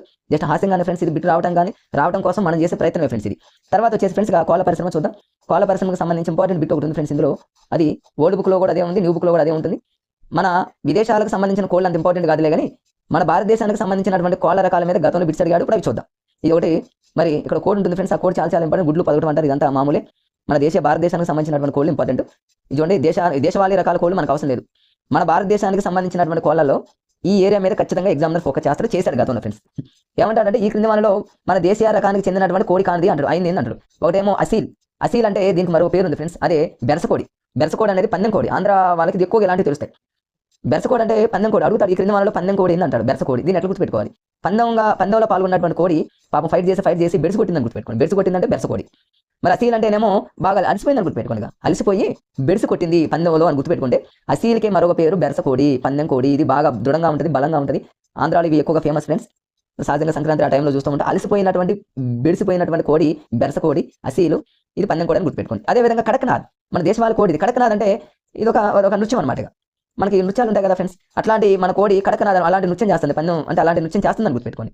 అది పందెంలో పాల్గొనేటప్పుడు మన దేశవాళీ కోడి మంచిగా ఒక నాట్యం చేస్తుందని గుర్తుపెట్టుకోండి. చిత్తగాంగ్ అంటేనేమో చిత్తుగా ఓడిచింది మన కోడి వేరే కోళ్ళని చిత్తుగా ఓడిచింది అనుకోండి ఫ్రెండ్స్. లాంగ్ షాట్ అంటేనేమో లాంగ్ షాట్ లేదని గుర్తుపెట్టుకోండి. బ్రూ షాట్ అంటేనేమో బుసుబుసు అని కొట్టిందని గుర్తుపెట్టుకోండి, అంతే. ఇక మన దేశవాళీ కోడి అనగానే మనకు చూడండి ఈజీగా మనం గుర్తుపెట్టుకోవచ్చు. అసీల్ అంటారు. అసీల్ అంటేనేమో మరి మనందరికీ తెలుసు బెడిసిపోయినటువంటి బెరసకోడి, పందెం కోడి. కడకనాథ్ అంటేనేమో మన కోడి నాట్యం చేస్తుంది, చిత్తుగా ఓడుతుంది, లాంగ్ షాట్లు అవుతుంది.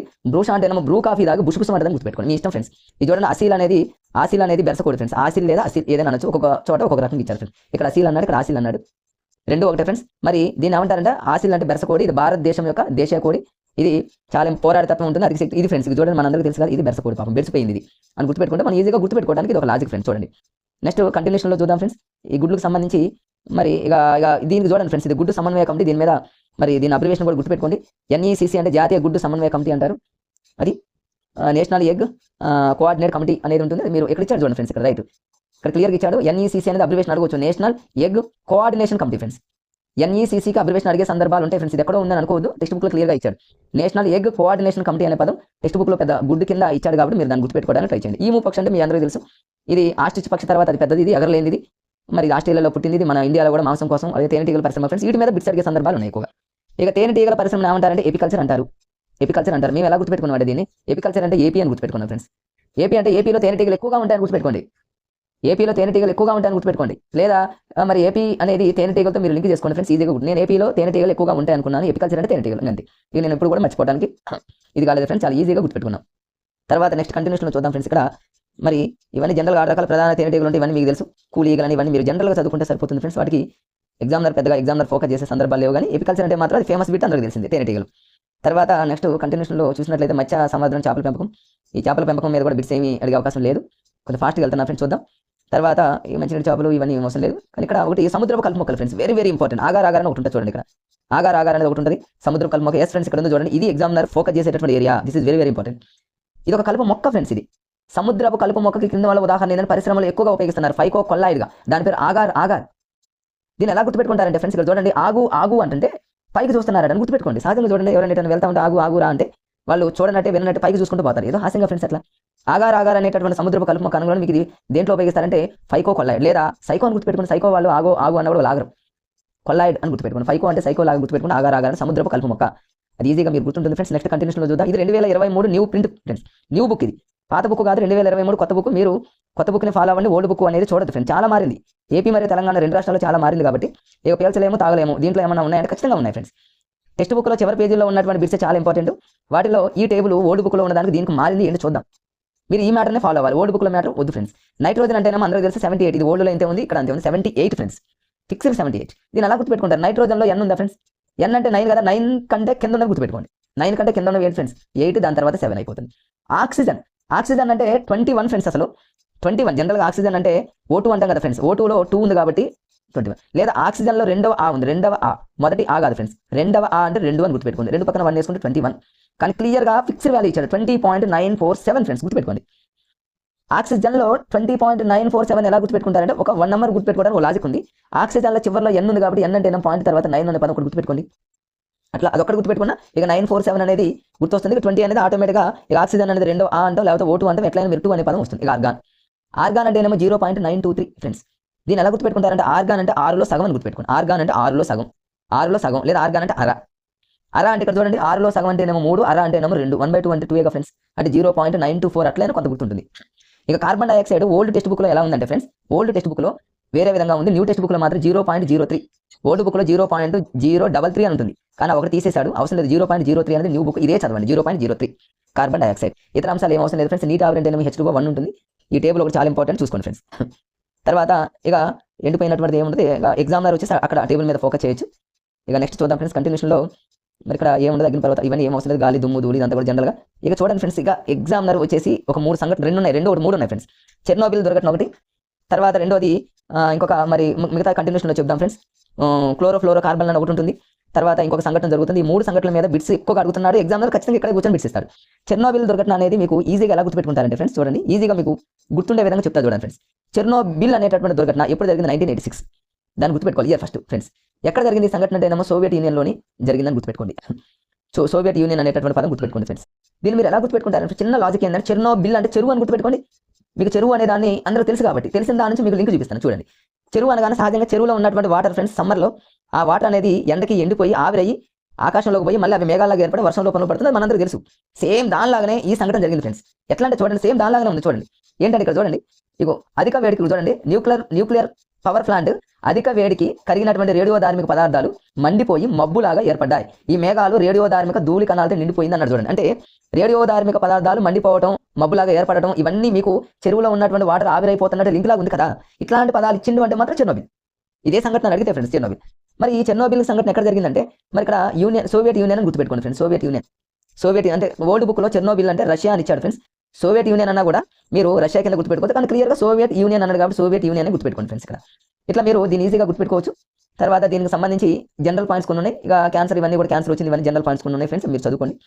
చెర్నోబిల్ సంఘటన అనేది చాలా ఈజీగా గుర్తుపెట్టుకోవచ్చు. ఈ చెరువులు పరిశ్రమలు ఇవన్నీ ఏం అవసరం లేదు, దాని మీద ఎగ్జామ్ ఏం ఫోకస్ చేయండి. నల్గొండ డిస్ట్రిక్ట్ ఎందుకంటే ఫ్యాక్టరీస్ ఎక్కువ మన అందరికీ తెలుసు.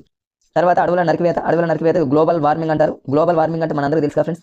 కార్బన్ డైఆక్సైడ్ అనేది బాగా ఎక్కువగా కావడం వల్ల భూమి వేడికి తాపం వల్ల గ్లోబల్ వార్మింగ్ ఏర్పడుతుంది. దాని గల కారణం ఏంటంటే కార్బన్ డైఆక్సైడ్ ఎక్కువ కావడం వల్ల. అది జనరల్గా ఉన్నటువంటి బిట్స్ మీరు చదువుకోండి ఫ్రెండ్స్. ఎందుకంటే చెట్లు అవన్నీ నరికేయడం వల్ల థర్మల్ విద్యుత్ కేంద్రాలు సర్వేని చూసుకోండి. తర్వాత ఇక క్లోరోఫ్లోరో కార్బన్ ఫ్రెండ్స్, సిఎఫ్సి అంటారు. ఇది మీ అందరికీ తెలుసు ఫ్రెండ్స్, ఖచ్చితంగా చదవాల్సింది. సిఎఫ్సి అంటారు, క్లోరోఫ్లోరో కార్బన్. ఈ క్లోరోఫ్లోరో కార్బన్లో వేటి నుంచి వస్తాయంటే రిఫ్రిజిరేటర్లు, ఏసీలు, విమానాల నుండి వచ్చేటటువంటి రసాయనాలు ఫ్రెండ్స్. మన ఇళ్లలో ఉండే రిఫ్రిజిరేటర్లు కానివ్వండి, ఏసీలు కానివ్వండి, విమానాల నుండి వచ్చేటటువంటి ఈ వ్యర్థ రసాయన పదార్థాల వల్ల ఈ సిఎఫ్సీలు వస్తాయి. మనకి దీనికి కోడింగ్ అవసరం లేదు ఫ్రెండ్స్, జనరల్గా చదువుకోండి. క్లోరోఫ్లోరో కార్బన్ అనేది మన భూమి మీద ఉన్నటువంటి మరి ఆ ఓజోన్ పొరను ఏం చేస్తుందంటే దెబ్బతీస్తుంది ఫ్రెండ్స్. ఓజోన్ పొర అంటే మనందరికీ తెలుసు ఫ్రెండ్స్, సూర్యుడు నుంచి వచ్చేటటువంటి అతి లోతు కిరణాలు డైరెక్ట్ మన మీద పడకుండా ఓజోన్ అనేది మనకు ఓత్రి అనేది మనల్ని కాపాడుతుంది. అలా మనల్ని కాపాడేటటువంటి ఓజోన్ దెబ్బతీసేవి సిఎఫ్సి. సో ఈ సిఎఫ్సీని మనం కంట్రోల్ చేయాలంటే ఈ ఏసీలు, రిఫ్రిజిరేటర్లు, విమానాల నుంచి ఇవన్నీ మనం కంట్రోల్ చేయగలం ఫ్రెండ్స్, చేయలేం. సో సిఎఫ్సి అంటే అబ్రివేషన్ అడగొచ్చు. దీనికి సంబంధించి జనరల్ పాయింట్స్ ఉన్నాయి కాబట్టి చదువుకోండి ఫ్రెండ్స్. గతంలో చాలాసార్లు అడిగారు ఫ్రెండ్స్. నెక్స్ట్ కంటిన్యూషన్లో చూద్దాం ఫ్రెండ్స్. కంటిన్యూషన్లో ఇంకా ఈ ఏరియా మీద ఎక్కువగా బిట్స్ ఉన్నాయి ఫ్రెండ్స్, చాలా ఉన్నాయి. ఈ సాంకేతిక వీటి మీద అడగొచ్చు ఫ్రెండ్స్. క్లోరిన్ అంటే Cl2 ఫ్లోరైడ్, ఇవన్నీ మీరు చూసుకోండి. శేషం అంటే ఏమో పీబీ ఫ్రెండ్స్. నాన్ మ్యాథ్స్ వాళ్ళు ఎవరికైనా తెలియకపోతే దీనికి ఒక లాజిక్ ఉంది, అడగొచ్చు. శేషంకి సాంకేతికం ఏంటంటే పీబీ. దీన్ని ఎలా గుర్తుపెట్టుకుంటారంటే ఏమీ లేదు ఫ్రెండ్స్. శేషం అంటే శేషాన్ని సహజంగా క్రింద వేసాం అనుకోండి పగిలిపోతుంది కదా ఫ్రెండ్స్. పగిలిపోతుందంటే పీబీ అంటే పగిలిపోతుందని గుర్తుపెట్టుకోండి. శేషం అంటే పీబీ, పగిలిపోతుంది శేష. ఏదో హాస్యంగా గుర్తుపెట్టుకోవడానికి అదొక టెక్నిక్ ఫ్రెండ్స్. తర్వాత కంటిన్యూషన్లో చూద్దాం.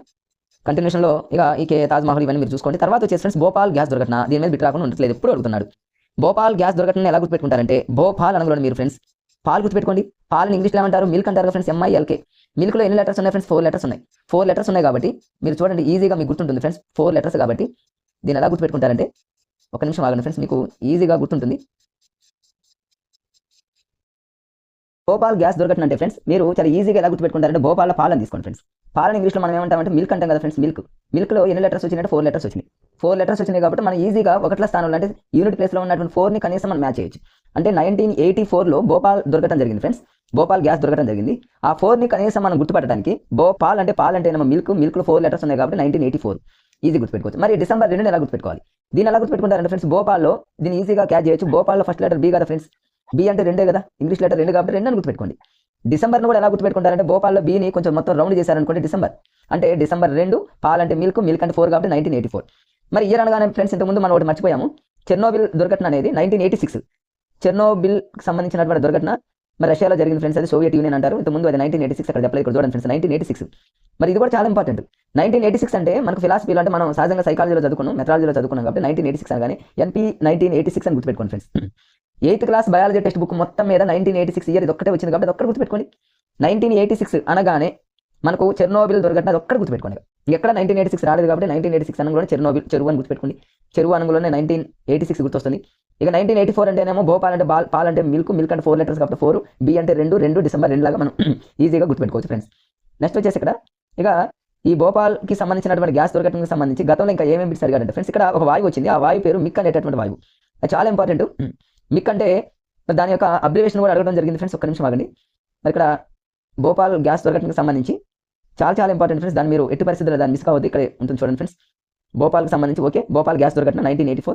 దాన్ని ఎలా గుర్తుపెట్టుకోవాలి లాజిక్ కూడా మీకు చెప్పడం జరిగింది. 1984 December 2 ఓకే అట్లా ఈజీగా క్యాచ్ చేస్తారు. Okay friends. మరి ఇక్కడ విడుదలైనటువంటి వాయువు ఏంటంటే మిక్, MIC మిక్ అంటారు. M అంటేనేమో మిథైల్, I అంటేనేమో ఐసోసైనేట్ అనేటటువంటి రెండు కలిపి ఐసోసైనేట్ మిథైల్ ఐసోసైనేట్ అనేటటువంటి వాయువు వచ్చింది. ఈ మిక్ అనే పదాన్ని మీరు ఈజీగా గుర్తుపెట్టుకోవడానికి ఏం లేదు ఫ్రెండ్స్. ఇక్కడ భోపాల్లో పాలు ఉన్నాయి కదా ఫ్రెండ్స్. పాలని పిల్లలు ఏం చేస్తారంటే మిక్ అంటే మింగుతారని గుర్తుపెట్టుకోండి. మిక్ అంటే మింగుతారని గుర్తుపెట్టుకోండి. పాలు అనగానే మింగుతారు అని గుర్తుపెట్టుకుంటే మిక్ వస్తుంది. మిక్ అంటే అబ్రివేషన్ ఆటోమేటిక్గా వస్తుంది ఫ్రెండ్స్. ఇక పాలు అంటేనేమో మిల్క్ అంటే 4 లెటర్స్ కాబట్టి 1984. NP 1986 అనేది ఫ్రెండ్స్ అక్కడ గుర్తుపెట్టుకోండి. చెరువు అని గుర్తుపెట్టుకోండి. చెర్నోబిల్ దుర్ఘటన ఇది 1984 December 2. December 2 ఎలా గుర్తుపెట్టుకున్నా అంటే B అనేది ఇంగ్లీష్లో సెకండ్ లెటర్ కాబట్టి 2. Bని టోటల్గా రాస్తే డిసెంబర్ లాగా మీరు ఊహించుకుంటే సరిపోతుంది. పాలని మింగుతారు కాబట్టి మిక్ అని గుర్తుపెట్టుకుంటే ఈజీ అయిపోతుంది ఫ్రెండ్స్. ఇట్లా మనం దాన్ని ఈజీగా మనం గుర్తుపెట్టుకోవచ్చు. మరి ఇక్కడ చాలా ఇంపార్టెంట్ అయినటువంటి 2 టాపిక్స్ ఉన్నాయి ఫ్రెండ్స్. ఎగ్జామినర్ గతంలో ఈ ఏరియా మీద చాలాసార్లు ఫోకస్ చేశాడు, మళ్ళీ ఫోకస్ చేస్తారు ఫ్రెండ్స్. హైడ్రోజన్ సల్ఫైడ్ అంటే ఏమో H2S అంటారు. కార్బన్ మోనాక్సైడ్ అంటే ఏమో CO. These are 2 is very important friends. Hydrogen సల్ఫైడ్కి సంబంధించి మేజర్గా చాలాసార్లు అడిగినటువంటి బిట్ ఏంటంటే ఫ్రెండ్స్ మరి ఇక్కడ కుళ్ళిన కోడిగుడ్ల వాసన వచ్చేది మాత్రం చాలాసార్లు అడిగాడు H2S అనేది కుళ్ళిన కోడిగుడ్ల వాసన గుర్తుపెట్టుకోండి. దీన్ని ఎలా గుర్తుపెట్టుకోవాలనేది మీకు లాజిక్గా చెప్తా ఫ్రెండ్స్. అది ఈజీగా క్యాచ్ చేయొచ్చు. సాంకేతికం అనేది ఇక్కడ లేదు. తెలుగులోనే క్లారిటీకి ఇస్తాడు. H2S అని అడగకపోవచ్చు, ఎందుకంటే టెక్స్ట్ బుక్లో లేదు ఇక్కడ లేదు కాబట్టి అడగడం. తెలుగులోనే డైరెక్ట్గా హైడ్రోజన్ సల్ఫైడ్ అంటాడు. మరి కుళ్ళిన కోడిగుడ్ల వాసన కలిగి ఉండేది హైడ్రోజన్ సల్ఫైడ్. దీన్ని ఎలా గుర్తుపెట్టుకోవాలి? మన చాలా ఈజీగా గుర్తుపెట్టుకోవడానికి చాలా ఈజీగా గుర్తుపెట్టుకోవచ్చు ఫ్రెండ్స్. ఎలా అంటే హైడ్రోజన్ సల్ఫైడ్ని నేను ఎలా గుర్తుపెట్టుకున్నానంటే హెచ్వైడి అని గుర్తుపెట్టుకున్నాను ఫ్రెండ్స్.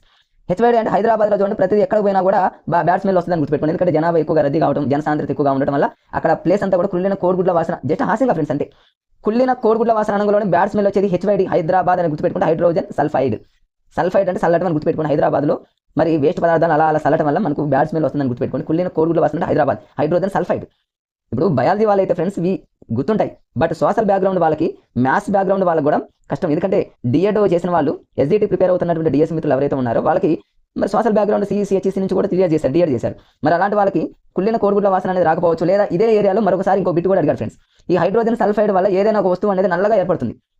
అంటే ఒక వస్తువు అనేది బ్లాక్ అవుతుంది అనమాట. నల్లగా మారడానికి గల కారణం ఏంటంటే హైడ్రోజన్ అనగా హైదరాబాద్ అని గుర్తుపెట్టుకుని హైదరాబాద్లో మనం తిరిగామనుకోండి, హైదరాబాద్ మొత్తం తిరగాలన్నా, హైదరాబాద్లో కొంత ప్లేస్ తిరగాలన్నా ఖచ్చితంగా మనం నిలబడాల్సిందే ఎండకి. అలా రెండు హాస్యంగా గుర్తుపెట్టుకోండి ఫ్రెండ్స్. హైడ్రోజన్ సల్ఫైడ్ అంటే హైదరాబాద్ అని గుర్తుపెట్టుకుంటే బ్యాడ్ స్మెల్ ఒకటి గుర్తొస్తుంది, బ్లాక్ అయిపోతామని గుర్తుపెట్టుకోండి. ఇకపోతే రెండోది కార్బన్ మోనాక్సైడ్. అందులోనే ఉంది చూడండి కార్బన్ మోనాక్సైడ్ అంటే మోనార్క్ అని గుర్తుపెట్టుకోండి. మోనార్క్ అంటే నేను ఎవరి మాట వినను అనేటటువంటి దాన్ని మనం ఈ విషపూరితమైనటువంటి వాయువు మన రక్తంలోని హిమోగ్లోబిన్తో కలుస్తుందన్నమాట. హిమోగ్లోబిన్ అంటే హిమోగ్లోబిన్ అనే దాన్ని ఎలా మీరు లింక్ రేపు ఎగ్జామ్లో ఈ క్రింది వానలో విషపూరితమైనటువంటి వాయువు అన్నాడు అనుకోండి ఫ్రెండ్స్, కార్బన్ మోనాక్సైడ్ గుర్తుపెట్టుకోండి.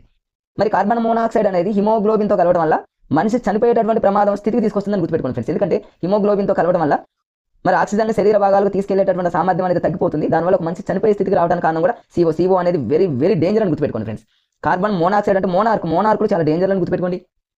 అట్లా హాస్యంగా గుర్తుపెట్టుకోవచ్చు ఫ్రెండ్స్. హైదరాబాద్ అంటే ఏమో బ్యాడ్ స్మెల్ అని గుర్తుపెట్టుకోండి, నల్లగా అయితే అని గుర్తుపెట్టుకోండి. మోనార్క్ అంటే ఏమో కార్బన్ మోనాక్సైడ్ అని గుర్తుపెట్టుకోండి ఫ్రెండ్స్. ఇట్లా ఈజీగా గుర్తుపెట్టుకోవడం వల్ల కొన్ని సందర్భాల్లో ఎగ్జామ్లో చాలా ఫాస్ట్గా మనం ఆన్సర్స్ పెట్టవచ్చు ఫ్రెండ్స్. నెక్స్ట్ కంటిన్యూషన్లో చూద్దాం. మరి ఇంకా ఇదంతా జనరల్ పాయింట్స్ ఉంటాయి ఫ్రెండ్స్. ఈ జనరల్ పాయింట్స్ మీరు చదువుకోవచ్చు. చూద్దాం కంటిన్యూషన్లో ఇక్కడ చూద్దాం ఫ్రెండ్స్. నెక్స్ట్ వచ్చేసి మనకు అనారోగ్యం ఎందుకు కలుగుతుంది అనే టాపిక్ కూడా చాలా ఇంపార్టెంట్. ఎందుకంటే టెక్స్ట్ బుక్లో లాస్ట్ చాప్టర్ అదేవిధంగా లాస్ట్ పేజీని చాలామంది చదవరు. కొంతవరకు చదివి ఇక అలసిపోయి ఇంకేముంది అన్నట్టు లైట్గా చదువుతారు. ఎగ్జామినర్ ఖచ్చితంగా అక్కడ కూర్చొని బిట్స్ ఇవ్వడానికి ట్రై చేస్తారు. ఎందుకంటే అక్కడ దాకా వచ్చి మనం చదవగా అలసిపోతాం అనేటటువంటి ఒపీనియన్తో. బట్ మనం అలా ఉండం కదా ఫ్రెండ్స్. మనం లైన్ టు లైన్ చదువుతాం అనేది అది నిత్య సత్యం. కాబట్టి ఇప్పుడు చూడండి లాస్ట్ పేజీలో ఉన్నటువంటి ఈ ఏరియా మీద ఎన్నిసార్లు బిట్ అడిగారు. చాలా ఇంపార్టెంట్. నోబెల్ పురస్కార గ్రహీతలు ఫ్రెండ్స్ వీళ్ళంతా వారెన్, అదేవిధంగా మరి వీళ్ళంతా మార్షల్, వీరిద్దరికి నోబెల్ అవార్డు రావడం జరిగింది. ఎప్పుడు వచ్చింది, దేనికి వచ్చింది, వాళ్ళిద్దరు పేర్లు ఏంటి, ఇవన్నీ చాలా ఇంపార్టెంట్. వాళ్ళిద్దరు పేర్లు ఫ్రెండ్స్, ఒక ఆయన వారెన్, రెండో ఆయన పేరు మార్షల్. ఒక మంచి కోడ్ ఉంది ఫ్రెండ్స్. ఆ కోడ్తో మనం ఈజీగా గుర్తుపెట్టుకోవచ్చు. వారెన్ అనే పదాన్ని మీకు లింక్ చేసి గుర్తుపెట్టుకోండి. చూడండి వారెన్ అంటే జీర్ణాశయం ఫ్రెండ్స్. ఇక్కడ చూడండి జీర్ణాశయం అంటే పొట్ట అని అర్థం, స్టమక్ అని అర్థం. మనం ఏదైనా తిన్నామనుకోండి, తిన్న తర్వాత మన జీర్ణాశయంలో వార్ జరుగుతుందని గుర్తుపెట్టుకోండి. అంటే మనం రకరకాలైనటువంటి ఐటమ్స్ తినడం వల్ల లోపల రకరకాలైనటువంటి వార్ జరుగుతుంది. వార్ అంటే యుద్ధం. అట్లా గుర్తుపెట్టుకోండి. జీర్ణాశయం మీద మరి ఇక్కడ జీర్ణాశయం అనే పదం వాడాడు అంటే ఖచ్చితంగా వారెన్ అని గుర్తుపెట్టుకోండి. అంటే ఎందుకంటే ఇది జీర్ణాశయానికి మరి ఆంత్రమూలానికి సంబంధించిన నొప్పి ఇవన్నీ ఉంటాయి కాబట్టి దీని మీద ఎక్కువగా మరి ప్రయోగాలు, జీర్ణాశయం మీద మొట్టమొదటిసారిగా ప్రయోగాలు చేసి నోబెల్ అవార్డుని తీసుకోవడం జరిగింది. కాబట్టి చాలా ఫేమస్ అయిన వారెన్ మరియు మార్షల్. ఎప్పుడు నోబెల్ అవార్డు వచ్చింది ఏంటంటే వీరిద్దరు కూడా ఆస్ట్రేలియా దేశానికి చెందినటువంటి వ్యక్తులు. మరి దేని మీద ప్రయోగం చేశారు, ఎందుకు చేశారంటే ఆ బ్యాక్టీరియా గల కారణం ఏంటి, మరి ఆ బ్యాక్టీరియా పేరు ఏంటంటే ఆస్ట్రేలియా దేశానికి చెందిన వాళ్ళు వీళ్ళు ఫ్రెండ్స్ గుర్తుపెట్టుకోండి. ఆ బ్యాక్టీరియా పేరు హెలికోబాక్టర్ పైలోరి అనేటటువంటి బ్యాక్టీరియా కారణం అని చెప్పడం జరిగింది. మరి ఇది చాలా చాలా ఇంపార్టెంట్ ఫ్రెండ్స్. ఇక్కడ చిన్న బిట్ ఉంటుంది చూడండి, జీర్ణాశయం అనే పదం గుర్తుంటే చాలా మీకంగా. జీర్ణాశయము పొట్ట, లోపల యుద్ధం, వారెన్ అంతే. సో ఇక్కడ చిన్న ఇంపార్టెంట్ ఉంది చూడండి ఫ్రెండ్స్. ఇక్కడ జీర్ణాశయం క్రింది భాగంలో వంపు తిరిగినటువంటి శరీర నిర్మాణం గల బ్యాక్టీరియాను గమనించాడు. ఇది చాలా ఇంపార్టెంట్. ఈ పదం ఇస్తాడు వాడు పదం ఎలా ఇచ్చినప్పటికీ ఖచ్చితంగా జీర్ణాశయం అనే పదం వాడాల్సిందే. ఇది నాన్ మ్యాథ్స్ వాళ్ళు గుర్తించండి. జీర్ణాశయం అనగానే పొట్టను గుర్తుపెట్టుకోండి, పొట్టలో వారెన్ అని గుర్తుపెట్టుకోండి అంతే ఫ్రెండ్స్. మరి ఇక్కడ ఆ బ్యాక్టీరియా పేరు అడిగేటటువంటి సందర్భాల్లోనే అడిగిన గతంలో దాన్ని ఎలా గుర్తుపెట్టుకుంటారంటే ఇంతకుముందు మీకు మార్షల్ అని చెప్పాక ఫ్రెండ్స్, ఎయిర్ మార్షల్ అండ్ వారెన్లో మార్షల్ ఉన్నారు. మార్షల్ అంటే ఎయిర్ మార్షల్. మరి ఎయిర్ మార్షల్ అనగానే ఎయిర్లో పోయేటటువంటి ఏంటి ఫ్రెండ్స్, హెలికాప్టర్ కదా.